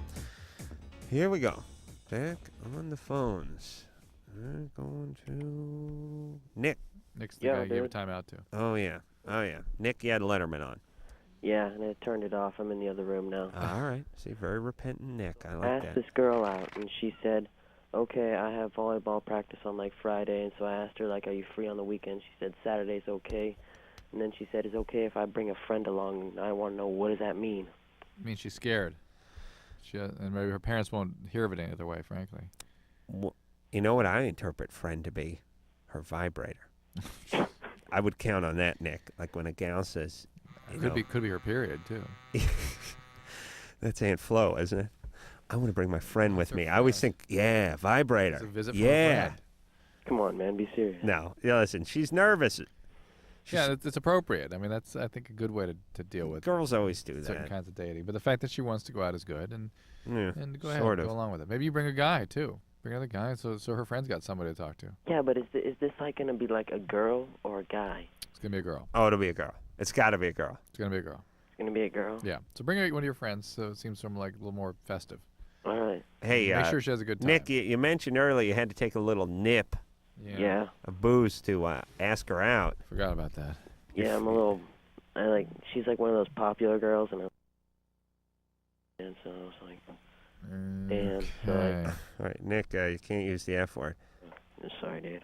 All right. Wow. Hey, Nick. Yeah? What's it like to be, 14 and, like, burnt out, kind of spent and fed up with the system? And, you know what I mean? Like, what's it like to be Nick Nolte, at 14? We're like, yeah, bitch. Well, bringing it. It's fun, friends. but I'd have a little other than nip that, like, before I sometimes asked you're her. wasted. Like, some of my friends do drugs, and one of my friends been in rehab 4 times. For crack, so. Lost a lot of friends in there, man. Yeah. Pretty screwed. 9th grade was tough, man. Took a lot out of me. That's about it. Yeah. I left part of my soul in 9th grade, too, man. You don't have your learner's permit, Nick. How broken can you be? What have you seen in your life? What have I seen? Oh, I watched Pulp Fiction in 3rd grade. Oh, see. 3rd grade? How long it's been? Oh, no. Yes. 3rd grade? 3rd grade was 6 years ago for him. When was Pulp Fiction? 94? 94. There you go. Hey, Nick. Yeah? All right, liven up, would you, brother? It ain't that bad out there. Okay. Let me tell you something. Back in my day, we had to dial the phone. We didn't push any buttons, all right? And the microwave didn't exist.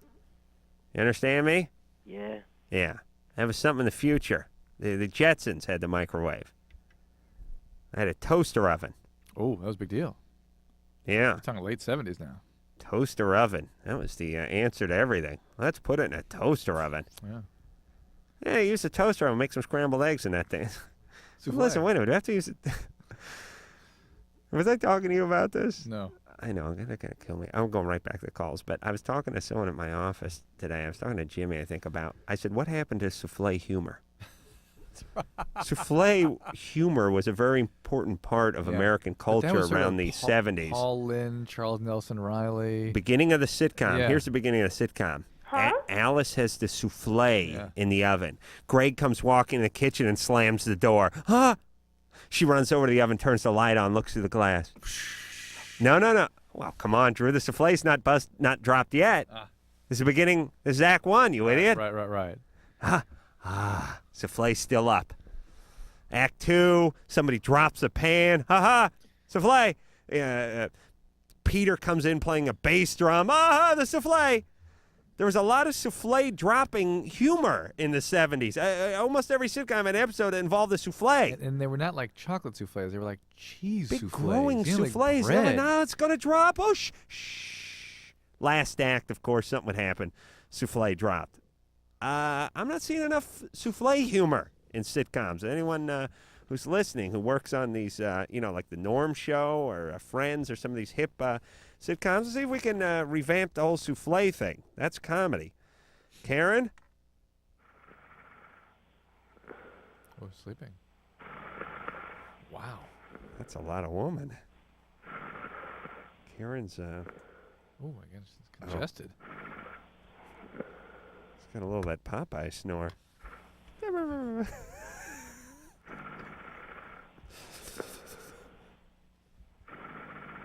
It's got that lip flutter. It was like 3 different sounds.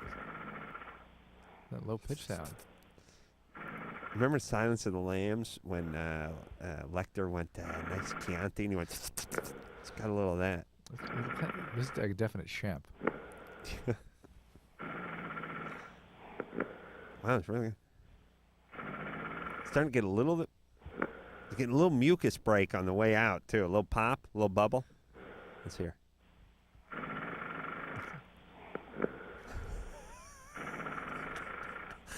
My favorite part of this show is listening to people snore who are listening to it. All right. Let's.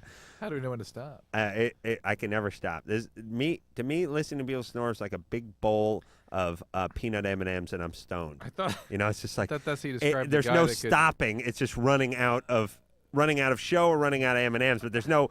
Oh, I'm gonna stop. I thought those you said about the guy who could pass gas and command. That too. Kelly? Yeah. You're 18? What's up? Well, I just recently had sex for the first time. Mm-hmm. And, I, afterwards, a couple days later, I had a really uncomfortable feeling. And so I went to the doctor, and it turns out I had a bladder infection and a vaginal infection. Mm-hmm. And so I was given medication for it and stuff, and then I went back for a checkup, and I had a yeast infection. And well, that's from the antibiotics for the bladder infection. Yeah, okay, is that what it's from? Yeah. Well, I was just curious if this, because the sex was very painful. I had heard that it hurt, but it was a lot worse than I expected. Mm-hmm. And I was just curious if this is something that's normal, these infections. They're common. They're not normal. And some women get them almost every time they have sex and have to take antibiotics sort of chronically or every time they have sex. Yeah, and some get it only when they're sort of not careful.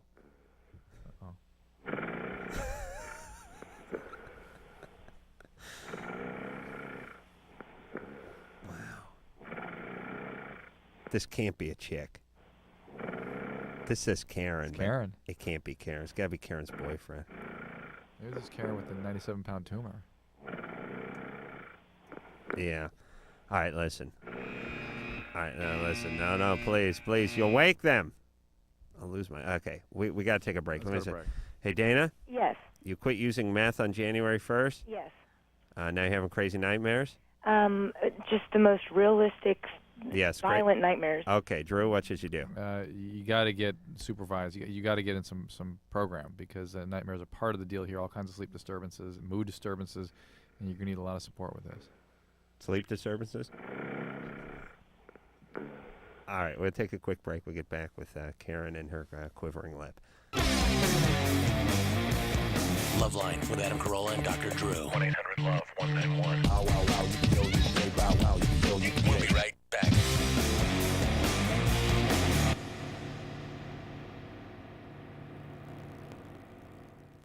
These are the sounds of today's kids.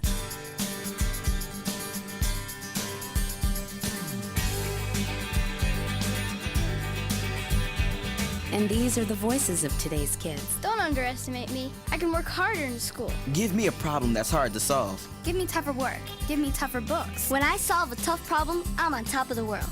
Surprised? Don't be. 74% of kids say school should only pass them to the next grade when they've learned what's expected of them. I'm not afraid to fail. If I make a mistake, I'll do better next time. 75% of kids say they'd study harder if their schools gave them tougher tests. The fact is, almost all kids want to be challenged in school. So listen to the voices of kids today. Challenge me. Challenge me. Challenge me. Do your part. Support higher academic achievement in your state and challenge our schools to challenge our kids. For a free booklet, call 1-800-38-BE-SMART. A message from the Ad Council and the Education Excellence Partnership. Taking all that work home? No, this is my own stuff. I've got a date with a financial planner. You're only 25. Why are you planning for retirement already? Hey, I want to be able to choose when I retire and know that I'll be financially secure when I do. I've heard lots of people call themselves financial planners, but aren't they really trying to get you to invest in their favorite fund? Like they're selling size 20 shoes so everyone gets a hello Bigfoot. Half this stuff is my bank statements, company insurance policies, tax returns. The planner's going to know a lot about me before recommending anything. The rest is background information I've collected on her and 2 other planners. If she passes tonight's round, she gets my papers. Securing your financial future is important. You have a right to expect financial advice that's competent, ethical, and based on your needs. To verify that a planner is certified, call toll-free 888-CFP-MARK. A public service of the Certified Financial Planner Board of Standards. Hey, driving fans! It may have happened to you. You may have heard the roar of the rumble strips, the blast of car and truck horns, and the heart-pounding fear of a near miss. Avoid all the dangerous crash action that comes with falling asleep at the wheel. Experience the amazing power nap. You've never seen power like this before. The Power Nap. Find out what the professional drivers have been doing for years. The Power Nap gives you the energy you need for the road ahead, and it's free. Whether you're driving to the shore with your family, to another city to meet a client, to school across the state, or anywhere there's action. The Power Nap is your ticket to revitalization. Experience the Power Nap at a rest stop near you. Just pull in, find a safe, well-lighted spot to park, turn off the key, and close your eyes. In just 20 to 30 minutes, you'll have the energy you need to drive safely for miles. So don't push it, park it, and feel the power of the Power Nap. A wake-up call to all drivers from the U.S. Department of Transportation and the American Trucking Association. It's nearly 6 a.m. and we're at a rest stop talking to travelers. Excuse me? Yes. Have you ever heard of circadian rhythms? It's like a Latin band, right? Not quite. Do you know what circadian rhythms are? It's when the stars all align and their energy creates... No. How about you, sir? Huh? Circadian rhythms. Exactly. Circadian rhythms tell your body when it should be sleeping as well as when it should be awake. Huh? Circadian rhythms are part of our body's internal controls, a kind of built-in clock that tells us when to wake up and when to go to sleep each day. Imagine the danger that comes when we try to drive when our body thinks we should be sleeping, especially at night, early morning, and for many people, mid-afternoon. You really should try to avoid driving during your body's downtimes. If you have to drive when you'd normally be sleeping and you find yourself getting drowsy, stop for a refreshing 20 to 30-minute nap. Now what would you say when I say circadian rhythms? I'd say, don't push it, park it. Right. A wake-up call from the U.S. Department of Transportation and the American Trucking Associations. Oh, come on, have a drink. No thanks. Just one little drink. I don't want to. Chicken, everyone else is. I said no. What a nerd. One little drink won't kill you. You've heard it all before.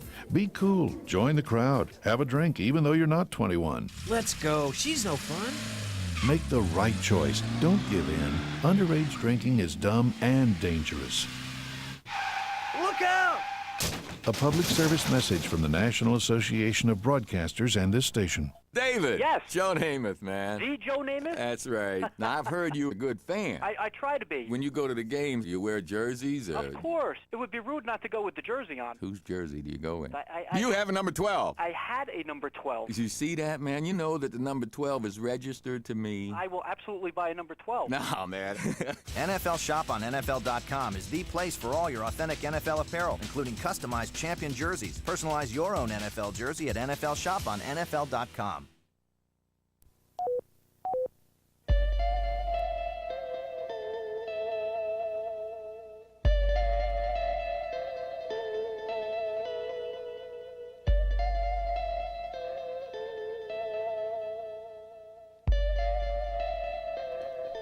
All right.